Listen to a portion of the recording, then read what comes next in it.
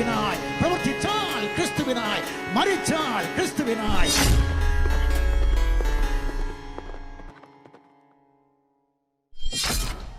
ദൈവനാമത്തിന് എല്ലാവർക്കും എൻ്റെ സ്നേഹവന്ദനം. ഞാൻ ഇന്ന് നമ്മൾ ഈ റൂം തുടങ്ങിയതിൻ്റെ റീസൺ വേറൊന്നുമല്ല. കഴിഞ്ഞ ചില ദിവസങ്ങളായിട്ട് ക്ലബ് ഹൗസിൽ നടക്കുന്ന ചില സംസാരങ്ങൾക്ക് ഒരു കൺക്ലൂഷന് വേണ്ടിയായിട്ടാണ് ഇന്ന് റൂം തുടങ്ങിയിരിക്കുന്നത്. അപ്പം പ്രധാനമായിട്ടും എന്താ പറയുക, ആ ഒരു സംസാരത്തിന് കാരണം TF-ഉം പിന്നെ നമ്മുടെ അലൻ ബ്രദർ, രജിത് രാഘണ്ടിങ്ങനെ ഒന്ന് രണ്ട് പേരുമായിട്ടുള്ള ചില ആശയപരമായ വ്യത്യാസങ്ങളാണ് അതിന് പ്രധാനമായും കാരണമായിരിക്കുന്നത്. അപ്പം അതിന് ആദ്യമായി നമ്മൾ നോക്കാൻ പോകുന്ന അലൻ ബ്രദറിൻ്റെ വ്യത്യസ്തമായ അഭിപ്രായം എന്താണെന്നും, അദ്ദേഹം കാരണം ഇസ്ലാമിക് സ്റ്റഡീസിൽ അദ്ദേഹം PhD ചെയ്തുകൊണ്ടിരിക്കുന്ന വ്യക്തിയാണ്. അപ്പം കൂടുതലായി അറിവുകൾ അദ്ദേഹത്തിനുണ്ട് എന്ന് ഞാൻ മനസ്സിലാക്കുന്നു. ഓക്കെ, അപ്പം ഞാൻ അതിനെ ബേസ് ചെയ്താണ് ഇന്നിങ്ങനെ ഒരു എന്താ പറയുക, ഒരു വ്യത്യസ്തമായ അഭിപ്രായമുണ്ടെങ്കിൽ അതെന്താണെന്ന് ഞങ്ങൾക്ക് മനസ്സിലാക്കാൻ ആഗ്രഹമുണ്ട്. അപ്പം അനിൽ പാസ്റ്ററും ഇവിടെ എത്തിയിട്ടുണ്ട്, അനിൽകുമാർ അജാനും ഉണ്ട്. അപ്പം പ്രാരംഭമായി അലൻ ബ്രദറിൻ്റെ ഭാഗത്തുള്ള ആ ഒരു എന്താണ് ഇപ്പോൾ അപ്പോളജറ്റിക്സ് മിനിസ്ട്രിയിൽ പ്രത്യേകമായി ഇസ്ലാം വിമർശനം ചെയ്യുന്ന വ്യക്തികൾ ചെയ്യുന്നതിലുള്ള വ്യത്യാസമായ താങ്കളുടെ അഭിപ്രായം എന്താണെന്ന്. ഞാനിപ്പോൾ ഓഡിബിൾ അല്ലേ? എൻ്റെ സൗണ്ട് കുറവായിരുന്നു തോന്നുന്നു. ഇപ്പോൾ ഓഡിബിൾ അല്ലേ? അതെ അതെ അതെ. ഓക്കെ, അപ്പോൾ ആ വ്യത്യസ്തമായ അഭിപ്രായം എന്താണെന്ന് ഞങ്ങൾക്ക് ഇന്ന് അറിയണം എന്ന് ആഗ്രഹമുണ്ട്. അപ്പോൾ അതിനായിട്ട് ഞാൻ അലൻ ബ്രദറിനെ ക്ഷണിക്കുന്നു. ആ അഭിപ്രായങ്ങൾ കേട്ട ശേഷം തമ്മിലൊരു കൺക്ലൂഷൻ, ഒരു ചെറിയ രീതിയിൽ അതിനെ പറ്റിയിട്ട് എന്താണ് കൂടുതലായിട്ട് അറിയാനൊരു ആഗ്രഹം, കുറച്ച് എന്താ പറയുക, കൂടുതലായിട്ട് അതിനെപ്പറ്റി മനസ്സിലാക്കാൻ ആഗ്രഹിക്കുന്നു. അപ്പോൾ അലൻ ബ്രദറിൻ്റെ ആ വ്യത്യസ്തമായ അഭിപ്രായം എന്താണ് ഈ അപ്പോളജറ്റിക്സ് വിങ്ങിൽ ഇസ്ലാം വിമർശകർ ചെയ്യുന്ന തെറ്റ് താങ്കൾ മനസ്സിലാക്കിയിരിക്കുന്നത്, താങ്കളുടെ പഠനങ്ങളിൽ എന്താണ് ഇസ്ലാം എന്നുള്ളത് അറിയാൻ വേണ്ടിയിട്ടുള്ള ആഗ്രഹത്തിലാണ്. ഓക്കെ, അലൻ ബ്രദറിനെ സംസാരിക്കാം. താങ്ക് യു അബന. ഇവിടെ എന്നെ കേൾക്കുന്ന എല്ലാവർക്കും പ്രത്യേക നമസ്കാരം അറിയിക്കുന്നു. പ്രത്യേകിച്ച് അനിൽ സാറ്, പിന്നെ അനിൽക്കൊടിത്തോടൻ സാർ ഇവിടെ ഉണ്ട്. അദ്ദേഹത്തിനോട് കൂടെ ഞാൻ അങ്ങനെ അധികം സത്യത്തിൽ ക്ലബ് ഹൗസിൽ ഇരുന്ന് സംസാരിച്ചിട്ടില്ല. അതിൽ അദ്ദേഹത്തിന് പ്രത്യേക നമസ്കാരം ഞാൻ അറിയിക്കുന്നു. പിന്നെ അനിൽക്കൊടിത്തോടൻ സാറിൻ്റെ സുഹൃത്താണ് ഞാൻ. വളരെ a person that I really look up to. പിന്നെ എന്താ പറയുന്നത്, ഞാൻ എനിക്ക് വേണ്ടി നിങ്ങളിൽ ഒരുപാട് പേര് കുറേ നേരം വെയിറ്റ് ചെയ്തെന്ന് എനിക്കറിയാം. അതിനും ഒരു ആരംഭത്തിൽ തന്നെ അതിനൊരു ക്ഷമ ചോദിക്കേണ്ടതുണ്ട്. അത് മനഃപൂർവ്വം ആയിരുന്നില്ല. സത്യത്തിൽ എബൻ്റെ പിന്നെ ഞങ്ങൾ 15 മിനിറ്റ്സ് എന്ന് കിട്ടുന്ന മെസ്സേജ് ഞാൻ തക്ക സമയത്ത് തന്നെ കണ്ടു. എന്നിട്ട് ഞാനൊരു 15 മിനിറ്റിനുള്ളിൽ ജോയിൻ ചെയ്യാം എന്ന് പറയുകയും ചെയ്തതാണ്. പക്ഷേ അത് കഴിഞ്ഞിട്ട് എനിക്കൊരു അത്രയും വേറെ തിരക്കുകളല്ല, ഈ പിന്നെ വീട്ടിലെ ചില തിരക്കുകളെല്ലാം ഒന്ന് അഡ്ജസ്റ്റ് ചെയ്യേണ്ടതായിട്ടുണ്ടായിരുന്നു. അതുകൊണ്ടാണ് പക്ഷേ ഇത്രയും വൈകുമെന്ന് വിചാരിച്ചില്ല. ഏതായാലും നിങ്ങൾ വെയിറ്റ് ചെയ്തതിൽ എന്നോട് ജെയ്സ് പാണ്ടനാട് സാറൊക്കെ എന്നോട് പറഞ്ഞു അവർ വെയിറ്റ് ചെയ്യാണ് എന്നൊക്കെ പറഞ്ഞു. പലരുടെയും മെസ്സേജ് കണ്ട് ഒന്നും എടുക്കാനുള്ളൊരു സാഹചര്യം ഉണ്ടായിരുന്നില്ല. അപ്പോൾ എനിക്ക് ഇതുമായിട്ട് ബന്ധപ്പെട്ടാണെന്ന് എനിക്ക് മനസ്സിലായി. അപ്പോൾ ഏതായാലും ഇങ്ങനെ സംസാരിക്കുന്നതിന് ഇങ്ങനെ ഒരു അവസരം ഉണ്ടല്ലോ, അതിൽ സന്തോഷം തന്നെയുള്ളൂ. ഞാൻ അധികം എന്താ പറയുന്നത്, മുഖവരയുടെ ഒന്നും ആവശ്യമില്ലല്ലോ. പെട്ടെന്ന് എന്താണ് ഞാൻ അർത്ഥമാക്കുന്നതെന്ന് പെട്ടെന്ന് ഒന്ന് രണ്ട് വാക്കുകളിൽ പെട്ടെന്നൊന്ന് സൂചിപ്പിക്കാം. ഈ ക്രിസ്ത്യൻ അപ്പോളജറ്റിക്സ് എന്ന് പറയുന്ന അതൊരു മിനിസ്ട്രി ആണെന്ന് ഞാൻ വിചാരിക്കുന്നില്ല. പക്ഷേ ചില വ്യക്തികൾ, ഇപ്പം ബൈബിൾ ടീച്ചേഴ്സ് ഓരോരുത്തർക്കും സ്പെസിഫൈ ചെയ്യാൻ പറ്റുന്ന ചില മേഖലകളുണ്ടല്ലോ. അപ്പം നമ്മളെല്ലാം അറിയാവുന്നവരല്ല. അതുകൊണ്ടൊക്കെയാണ് നമ്മൾ ഈ ബൈബിൾ കോളേജുകളിലൊക്കെ ഉപരിപഠനത്തിനൊക്കെ പോകുമ്പോഴത്തേക്ക് ഏതെങ്കിലുമൊക്കെ ഒരു വിഭാഗത്തെ ആളുകൾ തിരഞ്ഞെടുക്കുന്നത്. ചർച്ച് ഹിസ്റ്ററി പഠിപ്പിക്കുക, അല്ലെങ്കിൽ പിന്നെ റിലീജിയൻ പഠിപ്പിക്കുക, ന്യൂ ടെസ്റ്റ്മെൻറ്റ്, ഓൾഡ് ടെസ്റ്റ്മെൻറ്റ്. കാരണം നമുക്ക് എല്ലാവർക്കും ഓരോ മേഖലകളിൽ പഠിക്കുന്നതിന് പരിമിതിയുണ്ട്. എല്ലാം കൂടെ പഠിച്ചു കഴിഞ്ഞാൽ അവിയിൽ വരുമ്പോൾ ആകും. അതുകൊണ്ട് അതൊന്നും ആകത്തില്ല. അപ്പോൾ അതുകൊണ്ട് അങ്ങനെയുള്ള ഈ പിന്നെ സ്പെഷ്യലൈസേഷൻ എല്ലാ ഫീൽഡിലും ഉണ്ട്.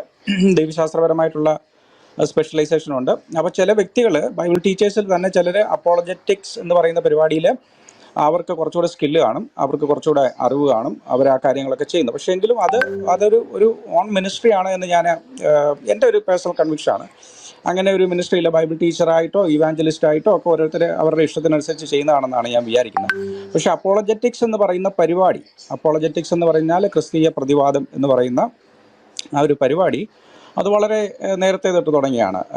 പിന്നെ ജസ്റ്റ് മാർട്ടിർ തൊട്ടോ അല്ലെങ്കിൽ സെൻറ്റ് ജെറോം ഒക്കെ തൊട്ട് തുടങ്ങി 2-ാം നൂറ്റാണ്ടിലോ 3-ാം നൂറ്റാണ്ടിലൊക്കെ എങ്കിലും കുറഞ്ഞ വർഷം തുടങ്ങിയിട്ടുള്ള പരിപാടിയാണ്. അപ്പോൾ ഇതിന് പല വകഭേദങ്ങളുണ്ട്. ഇപ്പം സെൻറ്റ് അഗസ്റ്റിനൊക്കെ ആണെങ്കിൽ പിന്നെ സെൻറ്റ് അഗസ്റ്റിൻ്റെ ട്രീറ്റൈസ് പിന്നെ സമയത്തെക്കുറിച്ച്, കാലം, ടൈം എന്നിവയെക്കുറിച്ചൊക്കെയുള്ള പിന്നെ പറച്ചിലുകൾ പിന്നെ ഇന്നത്തെ പിന്നെ എന്താ പറയുന്ന ഫിലോസഫേഴ്സ് ഓഫ് ഫിസിക്സ്, ഈ ശാസ്ത്രത്തിൻ്റെ ഫിലോസഫേഴ്സൊക്കെ പലപ്പോഴും കോട്ട് ചെയ്യുന്നതാണ്. കാരണം ടൈമിനെ കുറിച്ചൊക്കെ ആദ്യമായിട്ട് പറഞ്ഞിട്ടുള്ളൊരു വ്യക്തി എന്ന് പറയുന്നത് കാലം എന്താണ്, ടൈം എന്താണ് എന്നൊക്കെ പറഞ്ഞിട്ടുള്ള വ്യക്തി എന്ന് പറയുന്നത് സെൻറ്റ് അഗസ്റ്റിനാണ്. അപ്പോൾ ഇവരെല്ലാം ഒരു തരത്തിൽ അങ്ങനെ അപ്പോളജറ്റിക്സ് എന്ന് പറയുന്ന അപ്പോളജിറ്റ്സ് എന്നൊക്കെ പറയുന്ന മേഖലയിൽ പെടുത്താവുന്നവരാണ്.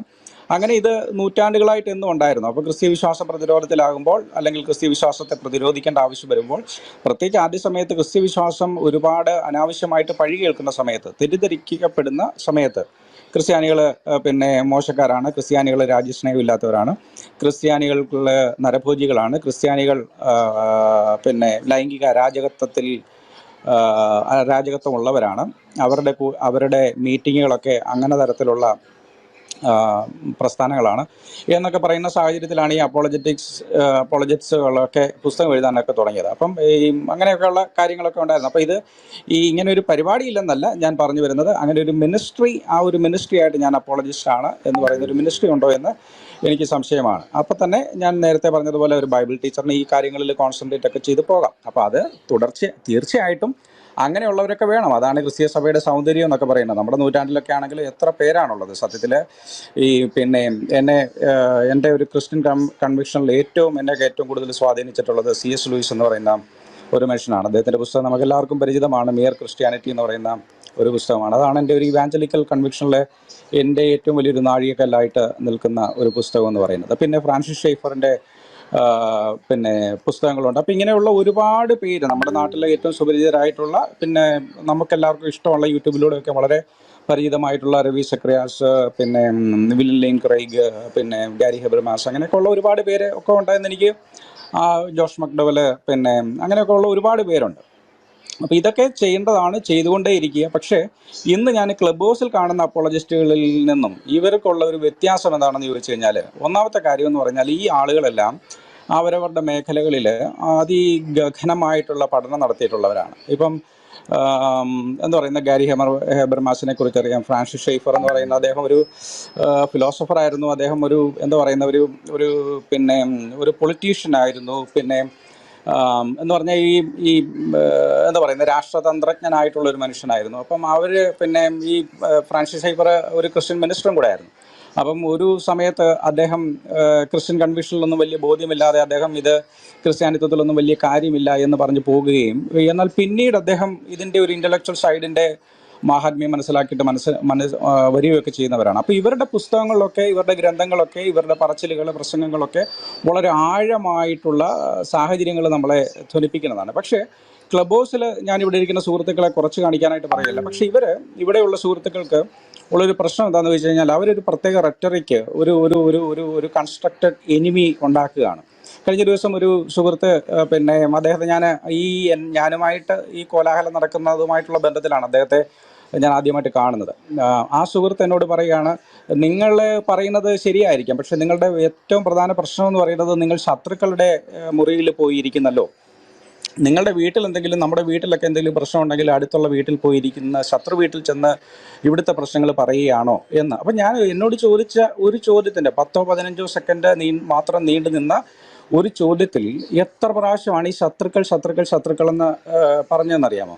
അപ്പം നമ്മൾ പലപ്പോഴും ഇത് പിന്നെ ടേക്കൺ ഫോർ ഗ്രാൻഡഡ് ആയിട്ട് പലപ്പോഴും നമ്മൾ എടുക്കും. പക്ഷേ നമ്മൾ ഈ BJPയുടെ ഒക്കെ സോഷ്യൽ എഞ്ചിനീയറിംഗ് എന്നൊക്കെ പറഞ്ഞ് നമ്മൾ കേട്ടിരിക്കും. ആ സോഷ്യൽ എഞ്ചിനീയറിംഗ് എന്നൊക്കെ പറഞ്ഞ പിന്നെ UP-യിൽ വളരെ ശക്തമായിട്ട് പരീക്ഷിച്ച് വിജയിച്ച സോഷ്യൽ എഞ്ചിനീയറിംഗ് UP-യിൽ മാത്രമല്ല, പല ഹൈന്ദവ എന്താ പറയുന്നത് ഹിന്ദി ഭൂരിപക്ഷമുള്ള സംസ്ഥാനങ്ങളിലും വിജയിപ്പിച്ച ഒരു തരം ഒരു പരിഷ്കാരമുണ്ട്. ഈ സോഷ്യൽ എഞ്ചിനീയറിംഗിന് നമ്മളിപ്പോൾ എപ്പോഴും ക്ലബ് ഹൗസിലൊക്കെ എപ്പോഴും ആളുകൾ ഉപയോഗിക്കുന്നൊരു വാക്കാണ് സോഷ്യൽ എഞ്ചിനീയറിംഗ്. പിന്നെ ഇപ്പോൾ കർണാടകയിൽ അത് വളരെ ശക്തമായിട്ട് അത് പരീക്ഷിച്ചുകൊണ്ടിരിക്കുകയാണ്. അപ്പം സോഷ്യൽ എഞ്ചിനീയറിംഗിൻ്റെ ഏറ്റവും വലിയ ടൂള് എന്താണെന്ന് ചോദിച്ചാൽ വാക്കുകളാണ്, റെറ്ററിക്കാണ്, വാക്കുകളാണ്. സത്യം നമ്മളെപ്പോഴും പറയും എന്താണ് ഈ സോഷ്യൽ എഞ്ചിനീയറിംഗ്. സോഷ്യൽ എഞ്ചിനീയറിംഗിലൂടെ പിന്നെ UPA മാറ്റിമറിച്ചു. എങ്ങനെയാണ്?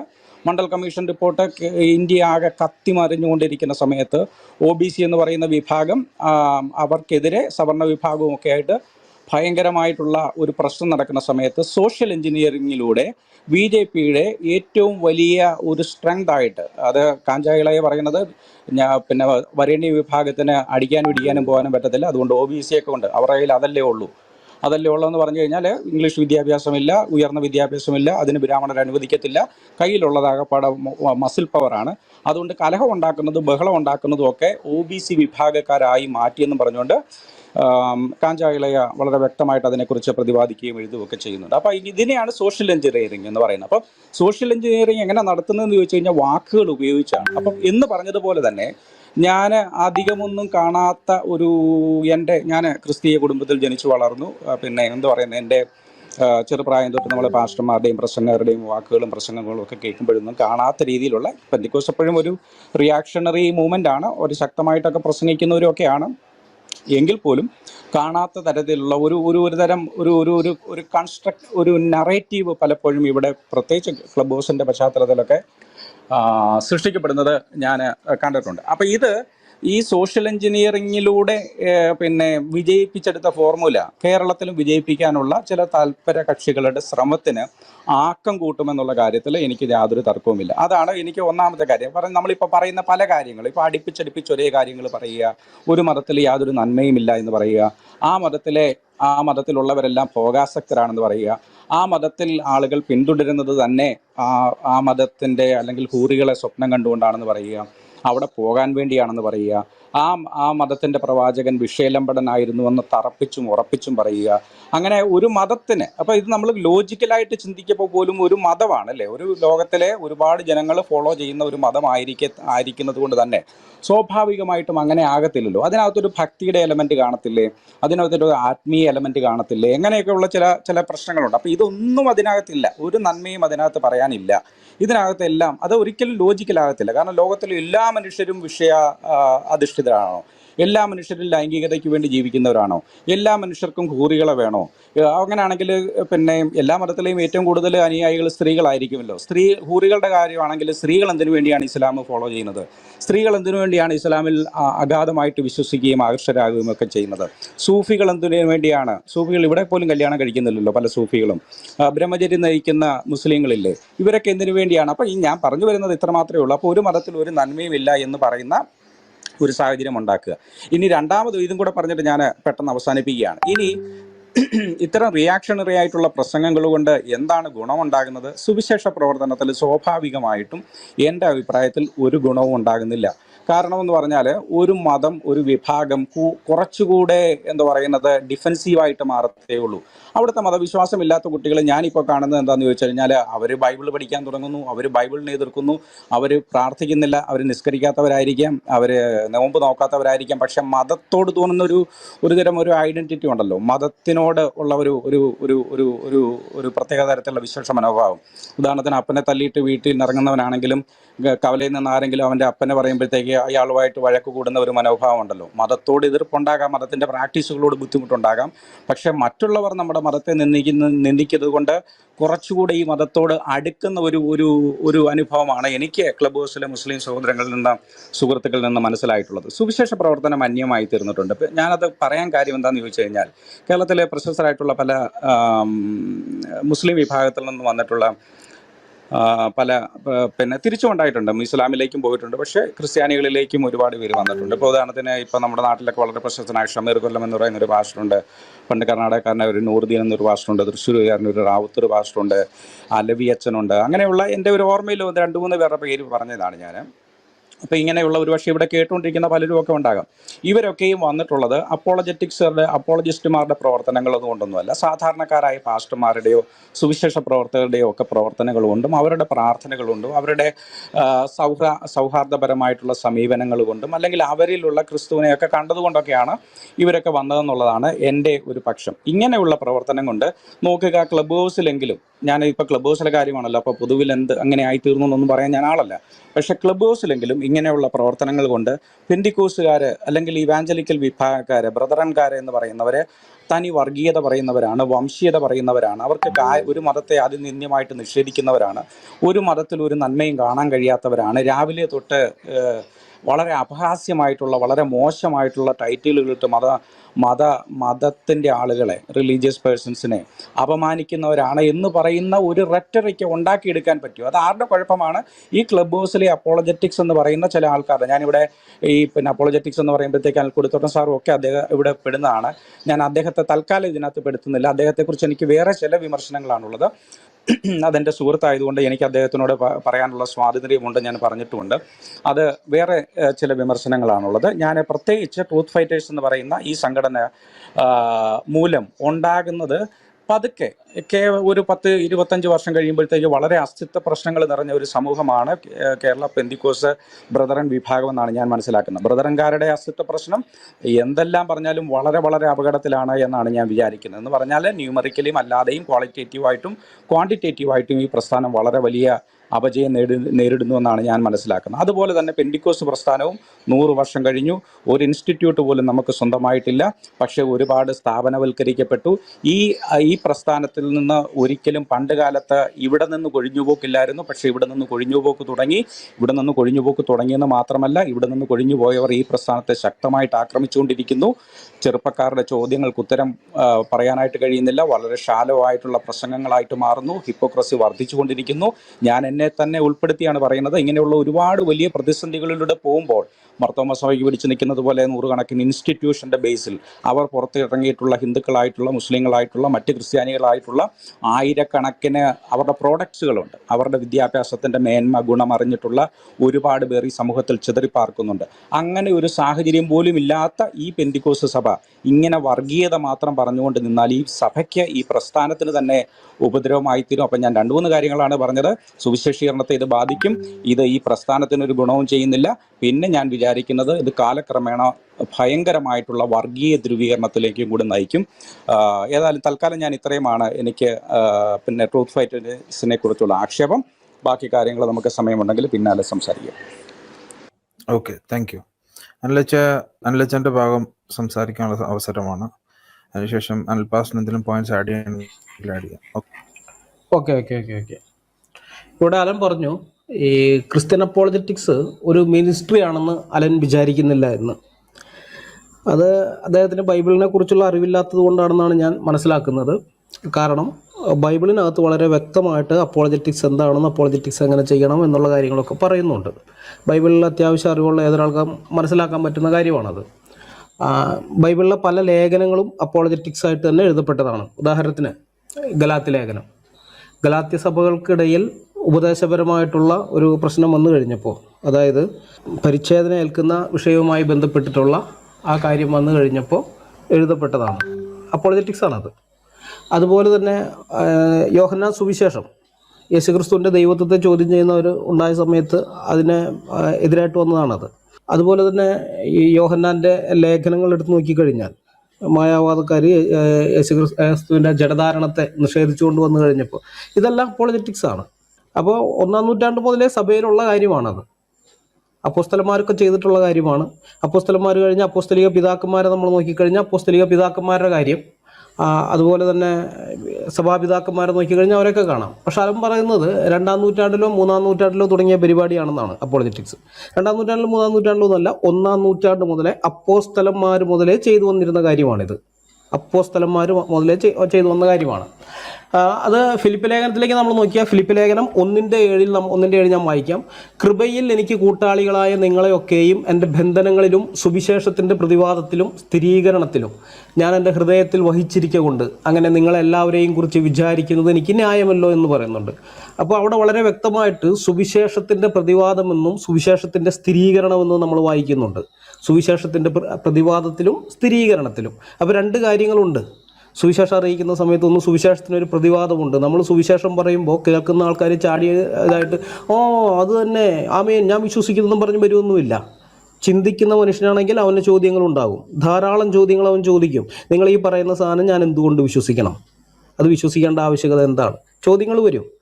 അപ്പോൾ ആ ചോദ്യങ്ങൾ വരുന്ന സമയത്ത് അതിന് പ്രതിവാദമുണ്ട്. ആ പ്രതിവാദത്തിനെയാണ് അപ്പോളജറ്റിക്സ് എന്ന് പറയുന്നത്. മാത്രമല്ല സ്ഥിരീകരണം, അത് ആ പറയുന്ന കാര്യം സത്യമാണെന്ന് നമ്മൾ സ്ഥാപിക്കുകയും വേണം, സ്ഥിരീകരിക്കുകയും ചെയ്യേണ്ടുന്ന ഉത്തരവാദിത്തമുണ്ട്. ഇത് അപ്പോസ്തലന്മാർ ചെയ്തിട്ടുള്ളതാണ്. അത് അദ്ദേഹത്തിന് അറിയില്ല. അതുകൊണ്ടാണ് അദ്ദേഹം പറഞ്ഞത് ഇത് 2-ാം നൂറ്റാണ്ടിലോ 3-ാം നൂറ്റാണ്ടിലോ വന്നിട്ടുള്ളതാണ് എന്ന് പറഞ്ഞത്. പിന്നെ അദ്ദേഹം ജസ്റ്റിൻ മാർട്ടിയെ കുറിച്ചൊക്കെ പറഞ്ഞു. ജസ്റ്റിൻ മാർട്ടിയെ കുറിച്ച് പറഞ്ഞു കഴിഞ്ഞപ്പോൾ വേറൊരു കാര്യം ഇതിനു മുമ്പ് അദ്ദേഹം പറയുകയുണ്ടായി. അവരാരും മറ്റു മതങ്ങളെ വിമർശിക്കുകയോ ഒന്നും കുറ്റപ്പെടുത്തുകയോ ഒന്നും ചെയ്തിട്ടില്ല. അവർ ഇൻഡയറക്റ്റ് ആയിട്ടൊക്കെ പറഞ്ഞിട്ടുള്ളൂ എന്ന്. വേറെയും കുറേ സഭാപിതാക്കന്മാരുടെയൊക്കെ പേരുകൾ അദ്ദേഹം പറയുകയുണ്ടായി. വാസ്തവത്തിൽ ഇദ്ദേഹം സഭാപിതാക്കന്മാരെ കുറിച്ച് യാതൊന്നും ഇദ്ദേഹം മനസ്സിലാക്കി വെച്ചിട്ടില്ല. സഭാപിതാക്കന്മാരെ കുറിച്ചുള്ള യാതൊരു ധാരണയും അദ്ദേഹത്തിനില്ല. കാരണം എന്ന് വെച്ച് കഴിഞ്ഞാൽ ഈ ജസ്റ്റിൻ മാർട്ടിയറൊക്കെ പറഞ്ഞതിൻ്റെ 1/4% പോലും ട്രൂത്ത് ഫൈറ്റേഴ്സ് പറഞ്ഞിട്ടില്ല. ജസ്റ്റിൻ മാർട്ടിയറൊക്കെ ഞാൻ ചിലതൊന്ന് പറഞ്ഞു തരാം. ജസ്റ്റിൻ മാർട്ടിയറുടെ കുറച്ച് കൃതികളുണ്ട്. The first apology addressed to Antonius Pius, his sons and the Roman senate. Antonius പയസിനെയും അദ്ദേഹത്തിൻ്റെ മക്കളെയും പിന്നെ റോമൻ സെനറ്റിനെയും സംബോധന ചെയ്തുകൊണ്ടുള്ള ആദ്യത്തെ അപ്പോളജി, അദ്ദേഹത്തിൻ്റെ വരുന്ന ആദ്യത്തെ ന്യായവാദം. പിന്നെ the second apology addressed to the Roman senate, Roman സെനറ്റിനെ സംബോധന ചെയ്തുകൊണ്ടുള്ള രണ്ടാമത്തെ ന്യായവാദം. Hortatory address to the Greeks, ഗ്രീക്കുകാരോടുള്ള ആ ഒരു അവർ അഡ്രസ്സ് ചെയ്യുന്നത്. പിന്നെ വർക്ക് എൻറ്റൈറ്റിൽഡ് പാമിസ്റ്റ്, അത് നമ്മുടെ ഇതിൽ വരുന്നതല്ല. പിന്നെ ഡയലോഗ് വിത്ത് ട്രൈഫോയുമായിട്ടുള്ള സംഭാഷണം, അതും അപ്പോളജറ്റിക്സ് ആയിട്ട് തന്നെ വരുന്നതാണ്. എന്നാൽ ഞാൻ പറയാൻ ഉദ്ദേശിക്കുന്ന കാര്യം അതല്ല. ഒരു സാധനമുണ്ട്, the discourse to the Greeks, discussion with Greek philosophers on the character of their gods. ഗ്രീക്കുകാരോടുമായിട്ടുള്ള ഒരു ഡിസ്കോഴ്സ്, ഒരു സംഭാഷണം, അത് അല്ലെങ്കിൽ ഒരു പ്രഭാഷണം, അത് ഗ്രീക്ക് തത്വചിന്തകരുമായിട്ടുള്ളത്, അവരുടെ ദൈവങ്ങളുടെ സ്വഭാവത്തെക്കുറിച്ചൊരു ചർച്ച എന്ന് പറയുന്നൊരു സാധനമുണ്ട്. വായിച്ചു നോക്കണം, അല്ലെങ്കിൽ അത് കേട്ടിട്ട് പോലും ഉണ്ടാവില്ല എന്ന് എനിക്കറിയാം. അപ്പോൾ അതിൻ്റെ അകത്ത് ഞാൻ അതിൻ്റെ ലിങ്ക് ഞാൻ ഇട്ട് തരാം. ബ്രദറെ, ഞാനൊരു ലിങ്ക് ഇട്ടിട്ടുണ്ട്, അതൊന്ന് മുകളിലൊന്ന് പിൻ ചെയ്ത് വെക്കണം. അത് താല്പര്യമുള്ളവർ ഇപ്പം തന്നെ കേട്ട് നോക്കിക്കോ. എന്നിട്ട് തുറന്നു നോക്കിക്കഴിഞ്ഞാൽ വലുതൊന്നുമല്ല, ചെറുതാണ്. അതിൻ്റെ ഹെഡിങ്ങുകൾ മാത്രം ഞാൻ പറയാം, അത് കഴിഞ്ഞിട്ട് അതിനുള്ള കുറച്ച് കാര്യങ്ങളും പറയാം. ഒന്നാമത്തെ ചാപ്റ്റർ എന്ന് പറയുന്നത് chapter 1, Justin justifies his departure from Greek customs. Greek ആചാരങ്ങളിൽ നിന്നുള്ള തൻ്റെ വേർപാടിനെ ജസ്റ്റിൻ ന്യായീകരിക്കുകയാണ്. Chapter 2, the Greek theogony exposed. രണ്ടാമത്തെ അധ്യായം എന്ന് പറഞ്ഞാൽ ഗ്രീക്ക് ദൈവശാസ്ത്രം എന്ന് പറയാൻ പറ്റില്ല, അവരുടെ ദൈവങ്ങളെക്കുറിച്ചുള്ള വംശാവലിയും ചരിത്രവും അതൊക്കെ തുറന്ന് കാണിക്കുന്നത്. Chapter 3, follies of the Greek mythology. Greek മിത്തോളജിക്ക് അകത്തുള്ള വിഡ്ഢിത്തരങ്ങൾ. ചാപ്റ്ററാണ് ഇതൊക്കെ, ആ അധ്യായങ്ങളുടെ ആ ടൈറ്റിലാണ്, ഓരോരോ ചാപ്റ്ററിൻ്റെ പേരുകളാണിത്. ചാപ്റ്റർ 4, shameless practices of the Greeks. ഗ്രീക്കുകാരുടെ നാണംകെട്ട ആചാരങ്ങൾ. പിന്നെ ചാപ്റ്റർ 5, ക്ലോസിംഗ് അപ്പീൽ.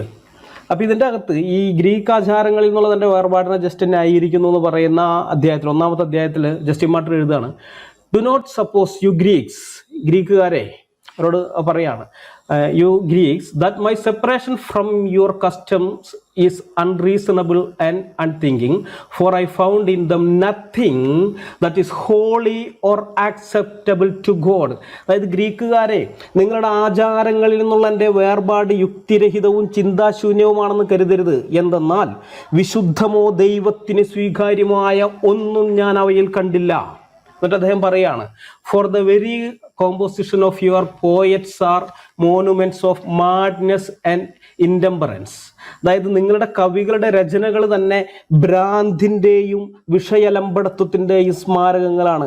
ഈ കവിയുടെ രചനകൾ എന്ന് പറഞ്ഞാൽ നമ്മളിവിടുത്തെ പോലെ ഈ വയലാറോ അല്ലെങ്കിൽ അതുപോലെയുള്ള മധുസൂരനാരെ പോലെയുള്ള ഒന്നുമല്ല. അന്നത്തെ കവികളെക്കുറിച്ച് പറഞ്ഞു, അന്നത്തെ കവികൾ എന്ന് പറഞ്ഞാൽ മതപരമായിട്ടുള്ളതാണ്. ഇപ്പോൾ നമ്മൾ പറയാറുണ്ടല്ലോ ആദികവി വാത്മീകി എന്ന് നമ്മൾ പറയുന്നില്ലേ.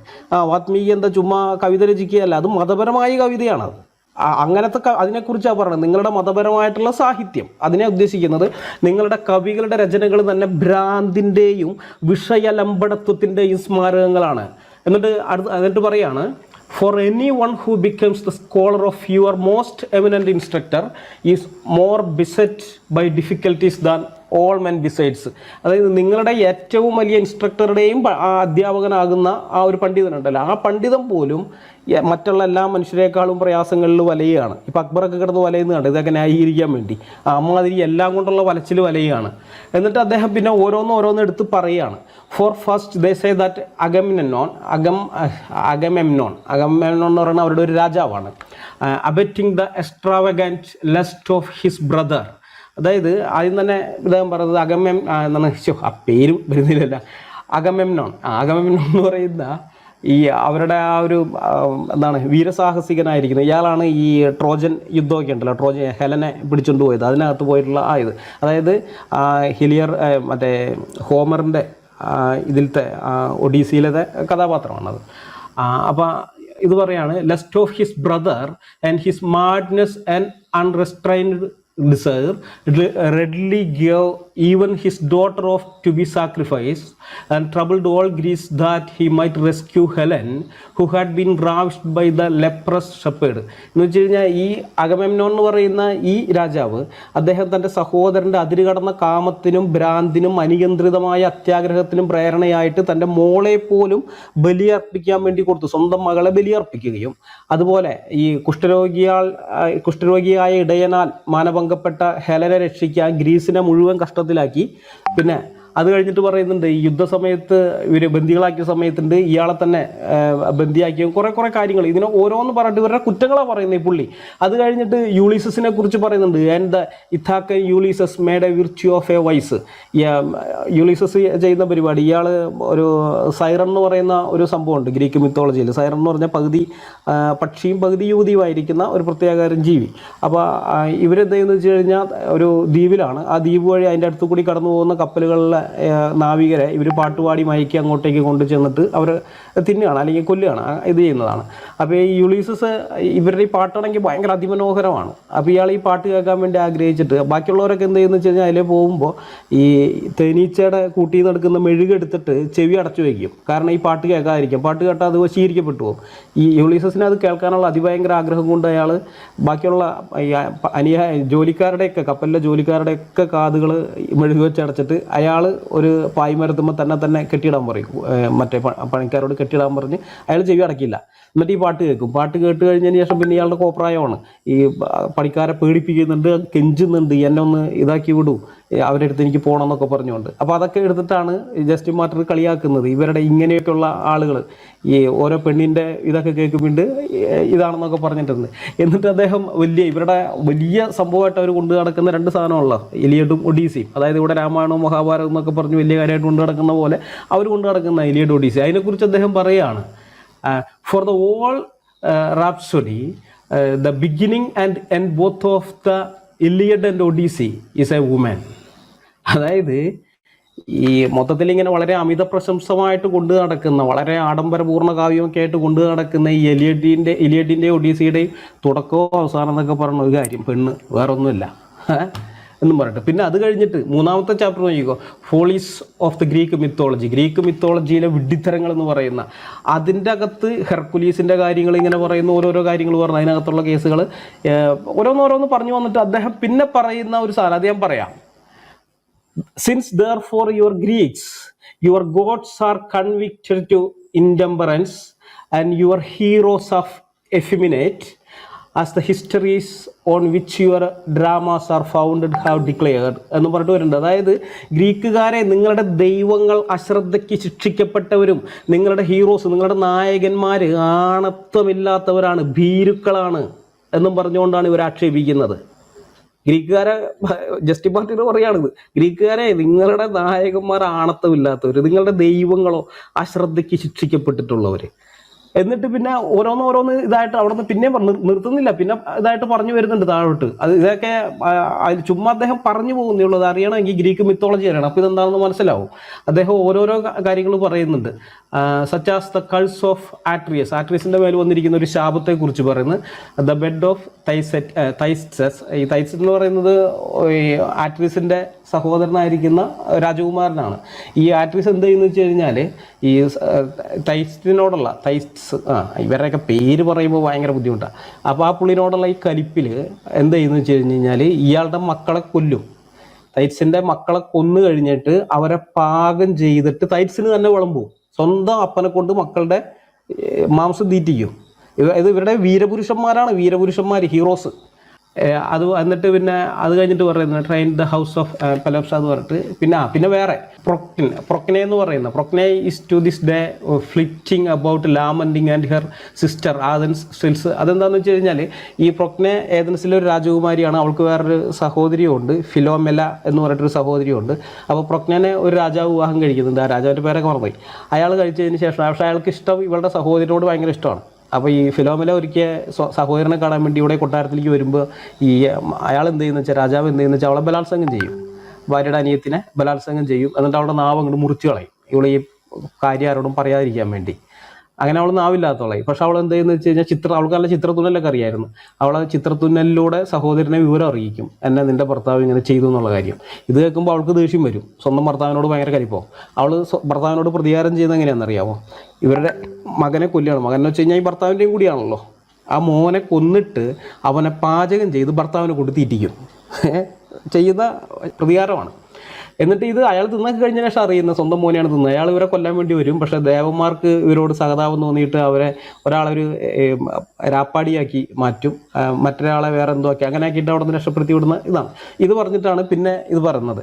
അപ്പോൾ അത് കഴിഞ്ഞിട്ട് പിന്നെ ഈഡിപ്പസിൻ്റെ കാര്യം പറയുന്നുണ്ട്. സ്വന്തം മാതാവിനെ വിവാഹം കഴിച്ച, സ്വന്തം പിതാവിനെ കൊന്ന് മാതാവിനെ വിവാഹം കഴിച്ച് മക്കളെയൊക്കെ സഹോദരങ്ങളും പിന്നെ ഇയാൾ അമ്മയിലുണ്ടായ മക്കളെ ഇവരെ കൊന്ന കാര്യം, ഇതൊക്കെ പറഞ്ഞിട്ടാണ് പിന്നെ അടുത്ത ഇത്. അത് ഈ പറയുന്ന ഈ പുസ്തകത്തിൽ 3-ാമത്തെ അധ്യായമാണ് follies of the Greek mythology. അതായത് the discourse of the Greeks, a discussion with Greek philosophers on the character of their gods എന്ന് പറയുന്ന ആ കൃതിയിൽ ഉള്ള അധ്യായങ്ങൾ. അത് മുഴുവൻ വായിച്ചു നോക്കുക, അത്ര ഇതൊന്നുമില്ല, കുറച്ചേ ഉള്ളൂ, നിങ്ങൾ വായിച്ചു നോക്കിയാൽ മനസ്സിലാവും. ഇതുപോലെ തന്നെ ഇനി തിയോഫിലോസ് AD 150 അന്തരിച്ച അന്ത്യോക്യയിലെ ബിഷപ്പ് തിയോഫിലോസ്, അദ്ദേഹവും ഇതേപോലെ തന്നെ ഇത് ചെയ്യുന്നുണ്ട്. ഇമ്മോർട്ടാലിറ്റീസ് ഓഫ് ഗോഡ്സ് എന്നൊക്കെ പറഞ്ഞിട്ടുള്ളത് ഇഷ്ടം പോലെയുണ്ട്. പിന്നെ അത് കഴിഞ്ഞ് നമ്മൾ കഴിഞ്ഞാൽ നോക്കിക്കഴിഞ്ഞാൽ ഇസ്ലാമിൻ്റെ കേസ് ഇദ്ദേഹം ഇന്നലെ പറയുന്നുണ്ടായിരുന്നു. 1950-കൾക്ക് ശേഷമാണ് ഇങ്ങനെയൊക്കെയുള്ള ഈ സാധനം വന്നതെന്നൊക്കെ പറയുന്നുണ്ട്. ഈ ഇസ്ലാമിനെതിരെയുള്ള ഈ സാധനം വന്നെന്നൊക്കെ പറയുന്നത്. എനിക്കത് കേട്ട് കഴിഞ്ഞപ്പോൾ സത്യത്തിൽ ആകെ എന്താ പറയേണ്ടതെന്ന് അറിയാണ്ടായിപ്പോയി. കാരണം എന്ന് വെച്ച് കഴിഞ്ഞാൽ ഈ വിഷയത്തെക്കുറിച്ച്, അപ്പോളജറ്റിക്സിനെ കുറിച്ച്, പ്രത്യേകിച്ച് ഇസ്ലാമിക് അപ്പോളജറ്റിക്സിനെ കുറിച്ച് എന്തെങ്കിലും ഒരു വിവരമുള്ള ഒരാളും ജീവിതത്തിൽ ഒരിക്കലും പറയാത്ത വിഡ്ഢിത്തരമാണത്. ഇഷ്ടം പോലെ സംഭവമുണ്ട്. നമ്മൾ നോക്കിക്കഴിഞ്ഞ് കഴിഞ്ഞാൽ ഈ മറ്റേ ജോൺ ഓഫ് ഡമാസ്കസ് ഒക്കെ നല്ല സ്ട്രോങ് ആയിട്ട് അടിച്ചിട്ടുണ്ട് ഇസ്ലാമിനെ. ജോൺ ഓഫ് ഡമാസ്കസിൻ്റെ ഒരു പുസ്തകമുണ്ട്. ആ പുസ്തകം ഞാൻ നോക്കട്ടെ. ആ പുസ്തകം എന്ന് പറയുന്നത് the found of knowledge and exact exposition of the orthodox faith എന്ന് പറയുന്ന പുസ്തകമുണ്ട്. ആ പുസ്തകത്തിൻ്റെ അകത്ത് അദ്ദേഹം ഇവർക്കൊരു പുസ്തകം കിട്ടിയെന്ന് പറയുന്നുണ്ടെന്ന് പറഞ്ഞു. ഉറങ്ങിക്കിടക്കുന്ന ആൾക്ക് ആകാശത്ത് നിന്ന് ആരോ നൂലിൽ കെട്ടിയിറക്കി കൊടുത്തൊരു പുസ്തകം ഇവർക്ക് കിട്ടിയെന്ന് പറഞ്ഞ് പരിഹസിക്കുന്നുണ്ടെന്ന്. ജോൺ ഓഫ് ഡമാസ്കസ് കളിയാക്കാന്ന് പറഞ്ഞ് അങ്ങേയറ്റം അങ്ങോട്ട് കളിയാക്കുകയാണ്. എന്നിട്ട് ചോദിക്കുകയാണ് ഈ പുസ്തകം ഇവർക്ക് കിട്ടിയെന്ന് പറയുന്നില്ല. ഇതിന് ദൈവം അദ്ദേഹത്തിന് പുസ്തകം നൽകിയതിന് സാക്ഷ്യപ്പെടുത്താൻ ആരുണ്ട്?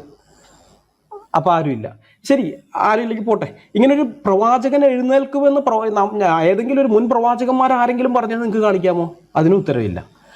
എന്നിട്ട് അദ്ദേഹം ബൈബിളിൽ നിന്നുള്ള എടുത്ത് കാണിക്കുകയാണ്. അദ്ദേഹം പറഞ്ഞത് ദൈവം മേഘത്തിലും തീയിലും ഇരുട്ടിലും കൊടുങ്കാറ്റിലും ഇസ്രായേൽ ജനങ്ങളുടെ മുമ്പാകെ പ്രത്യക്ഷപ്പെട്ടുകൊണ്ട് സീനായി പർവ്വതത്തിൽ മോശയ്ക്ക് ന്യായപ്രമാണം നൽകിയെന്ന് ഞങ്ങൾ വിശ്വസിക്കുന്നു. മോശ മുതൽ പിന്നീടുള്ള എല്ലാ പ്രവാചകന്മാരും ക്രിസ്തുവിൻ്റെ വരവിനെക്കുറിച്ചും ക്രിസ്തു ദൈവമാണെന്നതിനെക്കുറിച്ചും അവൻ എങ്ങനെ ഭൂമിയിലേക്ക് വരുമെന്നതിനെക്കുറിച്ചും അവൻ എങ്ങനെ ക്രൂശിക്കപ്പെടുമെന്നതിനെക്കുറിച്ചും അവൻ എങ്ങനെ മരിക്കുമെന്നും ഉയർത്തെഴുന്നേൽക്കുകയും ചെയ്യുമെന്നൊക്കെ, പിന്നെ അവൻ എങ്ങനെ ന്യായാധിപതിയായിട്ട് വീണ്ടും വരും എന്നുള്ളതിനെക്കുറിച്ചൊക്കെ പ്രവചിച്ച് ഞങ്ങൾ വിശ്വസിക്കുന്നുണ്ട്. പക്ഷേ നിങ്ങളുടെ ഈ പ്രവാചകൻ മുഹമ്മദ് എന്ന് പറയുന്ന ആള്, ഈ പുള്ളി ഇങ്ങനെ വരുന്നതിനെ കുറിച്ച് എന്തെങ്കിലും ഒരു പ്രവചനം ആരെങ്കിലും സാക്ഷ്യപ്പെടുത്തിയത് നിങ്ങൾക്ക് എടുത്ത് കാണിക്കാനുണ്ടോ എന്നാണ് ആ പുസ്തകത്തിൽ അദ്ദേഹം ചോദിക്കുന്നത്. ഒന്നുമില്ല. എന്നിട്ട് ശരിക്കും അങ്ങോട്ട് കളിയാക്കി വിടുകയാണ്. വായിച്ചു കഴിഞ്ഞാൽ സത്യം പറയാം, പെറ്റള്ള സഹിക്കൂല. അമ്മാതിരി പരിഹാസമാണ് ജോൺ ഓഫ് ഡമാസ്കസ് നടത്തിയിരിക്കുന്നത്. പിന്നെ അത് കഴിഞ്ഞിട്ട് തോമസ് അക്വിനാസ് വരുന്നുണ്ട്. On the truth of the Catholic faith, Summa Contra Gentiles, book 1 God, chapter 6 page 73 അദ്ദേഹം നല്ല പച്ചയ്ക്ക് പറയുന്നുണ്ട് മുഹമ്മദിന്റെ സ്വഭാവം എങ്ങനെയുള്ളതാണെന്ന്. അദ്ദേഹം ഇങ്ങനെയാണ് പറയുന്നത്, മുഹമ്മദിന്റെ കാര്യത്തിൽ സാരാംശം വളരെ വ്യക്തമാണ്. മാംസേച്ഛ നമ്മെ കുത്തി ഉണർത്തുമെന്നതിനാൽ അയാൾ ജഡിക സന്തോഷത്തിന്റെ വാഗ്ദാനം വഴി ജനങ്ങളെ വശീകരിച്ചു. തോമസ് അക്വിനാസ് പറയാണ് മുഹമ്മദ് ജഡിക സന്തോഷത്തിന്റെ വാഗ്ദാനം വഴി ജനങ്ങളെ വശീകരിച്ച് കളഞ്ഞു എന്ന്. നേരത്തെ പറഞ്ഞല്ലോ ഇസ്ലാമിനകത്ത് നന്മ വല്ലതും ഉണ്ടാകില്ലേ എന്നൊക്കെ. ഇതൊക്കെ തന്നെയാണ് നന്മ എന്ന് പറയുന്നത്, ജഡിക സന്തോഷം. അതിൻ്റെ അപ്പുറത്തൊന്നുമില്ല, ആത്മീയമായതൊന്നും അതിനകത്ത് കാണാനില്ല. ജഡത്തിൻ്റെ ഇച്ഛകൾ മാത്രം, പെണ്ണ് കെട്ടുന്ന കാര്യം അങ്ങനെ ഇങ്ങനെയുള്ളതൊക്കെ തന്നെ ഉള്ളൂ. എന്നിട്ട് പറയാണ് അയാളുടെ പ്രബോധനത്തിൽ ഈ വാഗ്ദാനത്തോട് ചേർന്ന് പോകുന്ന ഉപദേശങ്ങൾ ഉൾക്കൊണ്ടിട്ടുണ്ട്. അതായത് മുഹമ്മദിന്റെ പ്രബോധനത്തിൽ ഈ വാഗ്ദാനത്തോട് ചേർന്ന് പോകുന്ന ഉപദേശങ്ങൾ. അയാൾ ജഡിക സന്തോഷത്തിന് കടിഞ്ഞാണൂരി നൽകി, അനുയായികൾക്ക് ജഡിക സന്തോഷത്തിന് കടിഞ്ഞാണൂരി നൽകി. ഇവയെല്ലാറ്റിലും ഊഹിക്കാവുന്നതുപോലെ അയാൾ വിധേയപ്പെട്ടത് ജഡിക മനുഷ്യർക്കാണ്. അയാളുടെ വിശ്വാസ പ്രമാണത്തിലെ സത്യങ്ങൾക്ക് തെളിവെന്ന പോലെ അയാൾ മുമ്പോട്ട് വയ്ക്കുന്ന കാര്യങ്ങൾ സ്വാഭാവികമായ അല്ലെങ്കിൽ പ്രകൃതി സഹജമായ കഴിവുകളുള്ള അറിവിൽ താഴ്ന്ന ആർക്കും ഗ്രഹിക്കാവുന്ന തരത്തിലുള്ളത് മാത്രമാണ്. ഇതെന്താ പറഞ്ഞതെന്ന് വെച്ച് കഴിഞ്ഞാൽ ത്രിയേകത്വം പോലെയൊക്കെയുള്ള മർമ്മമായിരിക്കുന്ന ഗൂഢമായ മനുഷ്യനും സാധാരണക്കാരന് പെട്ടെന്ന് മനസ്സിലാക്കാൻ പറ്റാതെ വളരെ ഗഹനമായി ചിന്തിച്ച് ആലോചിച്ച് മനസ്സിലാക്കേണ്ടതായ ഒരു കാര്യവും അവൻ പറഞ്ഞതിലില്ല. ഇതൊക്കെ ഏതൊരുത്തനും ഏതൊരു പ്രാകൃത മനുഷ്യനും മനസ്സിലാക്കാൻ പറ്റുന്ന കാര്യങ്ങളാണെന്നാണ് അദ്ദേഹം പറഞ്ഞതിൻ്റെ അർത്ഥം. എന്നിട്ട് പിന്നെ ഓരോന്ന് പറയുന്നുണ്ട് മുഹമ്മദിൻ്റെ അടയാളങ്ങളായിട്ട് പറഞ്ഞിരിക്കുന്നതൊക്കെ. ഇതൊക്കെ വേറെ, അതായത് വീരപ്പനെ പോലുള്ള കാട്ടുകൊള്ളക്കാർക്കൊക്കെ പറയാവുന്ന ലെവലിലുള്ള സാധനം അത് തന്നെ അദ്ദേഹം അവിടെ പറയുന്നത്. അതായത് അയാൾ തൻ്റെ കൈകളുടെ ശക്തിയാൽ അയക്കപ്പെട്ടതാണെന്ന് മുഹമ്മദ് അത് പറയുന്നുണ്ടല്ലോ. എന്നെക്കുറിച്ചുള്ള ഭയം എല്ലാവരിലും ഉടലെടുത്തു. ഒരു മാസത്തെ യാത്രാ ദൂരമുള്ള ആളുകൾക്ക് പോലും, അവിടെയുള്ള താമസിക്കുന്ന ആൾക്കാർക്ക് പോലും എന്നെക്കുറിച്ചുള്ള ഭയം ഉടലെടുത്തു. അള്ളാഹു അങ്ങനെ ഒരു ഭയം ഉണ്ടാക്കി തന്നു എന്ന് പറയുന്നത് അതിനെ വെച്ചിട്ടാണ് പറയുന്നത്. ഈ അടയാളങ്ങൾ അത് പ്രവാചകനാണെന്നുള്ളതിൻ്റെ അടയാളമായിട്ട് പറഞ്ഞത്. ആ അടയാളങ്ങൾ കള്ളന്മാരിലോ ഏകാധിപതികളിലോ പോലും കാണപ്പെടുന്നതാണ്. മനസ്സിലായി? അദ്ദേഹം പറഞ്ഞ കാട്ടുകള്ളം വീരപ്പനെ പോലുള്ളവർക്ക് അവരിൽ പോലും കാണപ്പെടുന്ന സംഭവമൊക്കെയാണ് ഇത്. അല്ലാണ്ട് മുഹമ്മദിന് ഇതിൽ പ്രത്യേകിച്ച് കാര്യമൊന്നുമില്ല എന്നാണ് ജോൺ ഓഫ് ഡമാസ്കസ് പറഞ്ഞത്. ഇനി ജോൺ ഓഫ് ഡമാസ്കസ് മാത്രമല്ല, ഈ ക്ലൂണി സന്യാസ സഭയുടെ ഒരു ശ്രേഷ്ഠനായിരിക്കുന്ന ഒരു വ്യക്തിയുണ്ട്, പീറ്റർ സന്യാസി, പീറ്റർ ഓഫ് മോൺ ബോയ്സർ എന്ന് പറയുന്നത്, പീറ്റർ ഓഫ് മോൺ ബോയ്സർ. അദ്ദേഹവും ഇങ്ങനെ തന്നെ പറയുന്നുണ്ട്. അദ്ദേഹം പറയുന്നത് ഈ സാധനം ഇത് ആത്മാവിനെയും മനുഷ്യൻ്റെ ആത്മാവിനെയും എന്താണ് അതെ മാനവരാശിയുടെ, മനുഷ്യൻ്റെ അല്ല, മാനവരാശിയുടെ ആത്മാവിന് ശരീരത്തിനും മുഴുവൻ ഇത്രയധികം വലിയ നാശം വ്യാപകമായ വിധത്തിൽ വരുത്തി വച്ചിട്ടുള്ള ഈ പാഷാണ്ഡതയ്ക്ക് സഭ മറുപടി പറഞ്ഞിട്ടില്ലല്ലോ എന്ന് പറഞ്ഞ് അദ്ദേഹം വിലപിക്കുന്നുണ്ട്. ഇസ്ലാമിനെ കുറിച്ചാണ് പറയുന്നത്. മാനവരാശിയുടെ ആത്മാവിന് ശരീരത്തിനും മുഴുവൻ ഇത്രയധികം വലിയ നാശം വ്യാപകമായ വിധത്തിൽ വരുത്തി വച്ചിട്ടുള്ള പാഷാണ്ഡതയാണ് ഇസ്ലാം എന്ന് അദ്ദേഹം പറയുന്നുണ്ട്. ഇനിയുണ്ട് ഇഷ്ടം പോലെ ആളുകൾ. നമ്മൾ നോക്കിക്കഴിഞ്ഞ് കഴിഞ്ഞാൽ പിന്നെ ആ കാലഘട്ടത്തിൽ തന്നെ വേറെ ആളുകളൊക്കെ ഉണ്ട്. പെഡ്രോ പാസ്കലും റിക്കാർഡോ ഡ മൊൻറെ എന്ന് പറയുന്ന ആള്, ഇങ്ങനെ കുറേ ആളുകൾ. അപ്പം ഇവരെല്ലാം ഈ സംഗതിനെ ഇസ്ലാമിനെ ശരിക്കും ചെയ്ത. ഇനി 17, 18, 19 നൂറ്റാണ്ടുകളിലേക്ക് വരുമ്പോൾ 17 18, 19 നൂറ്റാണ്ടുകളിലേക്കൊക്കെ വരുന്ന സമയത്ത് അവിടെയുണ്ട് കുറേ പേരുണ്ട്. അത് എന്നിട്ട് നമ്മുടെ ഈ കേരളത്തിൽ തന്നെ വന്ന മിഷണറിമാർ മലബാർ പ്രദേശത്തുള്ളവരുമായിട്ട് ഡിബേറ്റുകളൊക്കെ നടത്തിയില്ല. അവിടെയുള്ള മുസ്ലിം പണ്ഡിതന്മാരുമായിട്ട് ഡിബേറ്റ് നടത്തിയിട്ടുള്ളത്. ഉത്തരേന്ത്യയിൽ അങ്ങനെയുള്ള മിഷണറിമാർ നടത്തിയ ഡിബേറ്റുകൾ സ്വാതന്ത്ര്യത്തിന് മുമ്പുള്ള കാലഘട്ടത്തിൽ മീസാനുൽ ഹക്ക് എന്ന് പറയുന്നൊരു പുസ്തകമുണ്ട്. ആ പുസ്തകമൊക്കെ അതിൻ്റെ ഭാഗമായിട്ട് വരുന്നതാണ് സ്വാതന്ത്ര്യത്തിന് മുമ്പെയുള്ള കാലഘട്ടത്തിൽ. എന്നിട്ടാണ് അലം ഇന്നലെ ഇരുന്ന് പറയുന്നുണ്ടായിരുന്നത് 1950 ശേഷം ഇങ്ങനെയുള്ള കുറച്ച് ആൾക്കാർ ഇറങ്ങിയിട്ടുണ്ടെന്ന്. അത് ഞാൻ പറഞ്ഞ അപ്പോളജറ്റിക്സിൻ്റെ ചരിത്രം എന്താണെന്ന് ഈ പുള്ളിക്ക് അറിയില്ല. അതറിയാമായിരുന്നെങ്കിൽ ഒരിക്കലും ഇങ്ങനെയുള്ളൊരു മണ്ടത്തരോ വിവരക്കേടോ പറയാൻ നിൽക്കുകയില്ല. പിന്നെ ഇസ്ലാമിനകത്ത് ഭക്തിയുടെ എലമെന്റ് കാണില്ലേ, നന്മ കാണില്ലേ എന്നൊക്കെ ചോദിച്ചു. എന്ത് ഭക്തി ഉണ്ടെന്നാണ് പറയുന്നത്? എന്ത് ഭക്തി? കേവലം പ്രകടനപരത മാത്രം, അതിൻ്റെ അപ്പുറത്തൊന്നുമില്ല. ഇത് പല സഭാപിതാക്കന്മാരല്ല പല ക്രൈസ്തവ നേതാക്കന്മാരും പണ്ടേ അപ്പോളജിസ്റ്റുകൾ പറഞ്ഞിട്ടുള്ളതാണ്. ഇത് ഭക്തിയുടെ പ്രകടനപരത മാത്രമാണ്, അല്ലാതെ യഥാർത്ഥ ഭക്തി അവിടെ കാണാനേ കിട്ടുന്നില്ല എന്നാണ് അവർ പറഞ്ഞിട്ടുള്ളത്. അങ്ങനെ ഒരു സംഭവമില്ല. പിന്നെ സ്ത്രീകൾ എന്തിനാണ് ഇസ്ലാമിൽ ആകർഷിക്കപ്പെടുന്നതെന്ന് ചോദിച്ചാൽ ഞങ്ങളിത് സ്ത്രീകളോട് എത്രയോ കാലങ്ങളായി ചോദിക്കുന്നത്, എത്ര കൊല്ലങ്ങളായി ചോദിക്കുന്നത്, ഇന്നും ഒരാൾക്ക് മറുപടിയില്ല. നിങ്ങളുടെ ആണുങ്ങൾക്ക് ഹൂറികളെ കിട്ടും, നിങ്ങൾക്ക് എന്താ കിട്ടാൻ പോകുന്നതെന്ന് ഞങ്ങൾ എത്രയോ പേരോട് ചോദിച്ചിട്ടുണ്ട്, ഇതുവരെ മറുപടി പറഞ്ഞിട്ടില്ല. പിന്നെ ആ ചോദ്യം ഞങ്ങളോട് ചോദിച്ചാൽ ഞങ്ങൾ എവിടെ നിന്ന് മറുപടി പറയാനാണ്? അവർക്ക് പോലും അറിയാത്ത കാര്യം ഞങ്ങൾ എവിടെ നിന്ന് പറയാനാണ്? പിന്നെ ബ്രഹ്മചര്യം നയിക്കുന്ന മുസ്ലിങ്ങൾ, അവരൊന്നും മുസ്ലിങ്ങളല്ല. കാരണം എന്ന് വെച്ച് കഴിഞ്ഞാൽ മുഹമ്മദിനോട് ചോദിച്ചിട്ടുണ്ട്, ഞാൻ ബ്രഹ്മചര്യം എടുത്തോട്ടെ എന്ന് ചോദിച്ചു. മുഹമ്മദിൻ്റെ അടുത്ത് വന്നിട്ട് മുഹമ്മദ് പറഞ്ഞു പറ്റില്ല എന്ന് പറഞ്ഞു.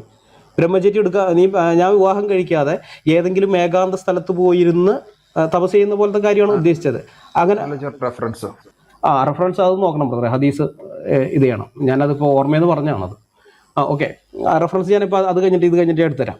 അപ്പോൾ ചോദിക്കുന്നുണ്ട്, ഞാൻ പോയിട്ട് ഈ എവിടെയെങ്കിലും ഒറ്റയ്ക്ക് ഇങ്ങനെ ഇതായിട്ട് ഇരുന്നോട്ടെ എന്ന് ചോദിച്ചു കഴിഞ്ഞാൽ പറഞ്ഞു പറ്റില്ല എന്ന് പറഞ്ഞു. എന്നിട്ട് പറഞ്ഞു നിനക്ക് അങ്ങനെ ഒരു ഇത് തോന്നുകയാണെന്നുണ്ടെങ്കിൽ നീ ഒരു കാര്യം ചെയ്യ്, നീ അതിർത്തിയിലേക്ക് പോകുമെന്ന് പറഞ്ഞു. അതിർത്തി എന്ന് പറയുന്നത് ഇസ്ലാമിക സമ്പ്രദായത്തിൻ്റെ അതിർത്തി. എന്നിട്ട് അവിടെ അതിർത്തിയിൽ, അപ്പോൾ മലം പ്രദേശങ്ങൾ പോലുള്ള ഇടങ്ങളിൽ അവിടെ അതിർത്തിയിൽ പോയിട്ട് നീ കാവൽക്കാരനായിട്ട് നിൽക്ക്. കാവൽക്കാരനായി നിന്ന് കഴിഞ്ഞ് കഴിഞ്ഞാൽ ജനങ്ങളിൽ നിന്നൊക്കെ അകന്ന് ഒറ്റപ്പെട്ടു പോകും. നമുക്കറിയാം ഈ കാശ്മീരിലെ മലകളിലൊക്കെ അങ്ങനെ ഒറ്റപ്പെട്ട് നിൽക്കുന്നുണ്ട്. ആ ലെവലിൽ നിൽക്കാനാണ് മുഹമ്മദ് അപ്പോഴും പറഞ്ഞത്. അങ്ങനെയുള്ള ഇടത്ത് പോയിട്ട് നിൽക്കാൻ പറഞ്ഞു. അപ്പോഴും ഇതില്ല.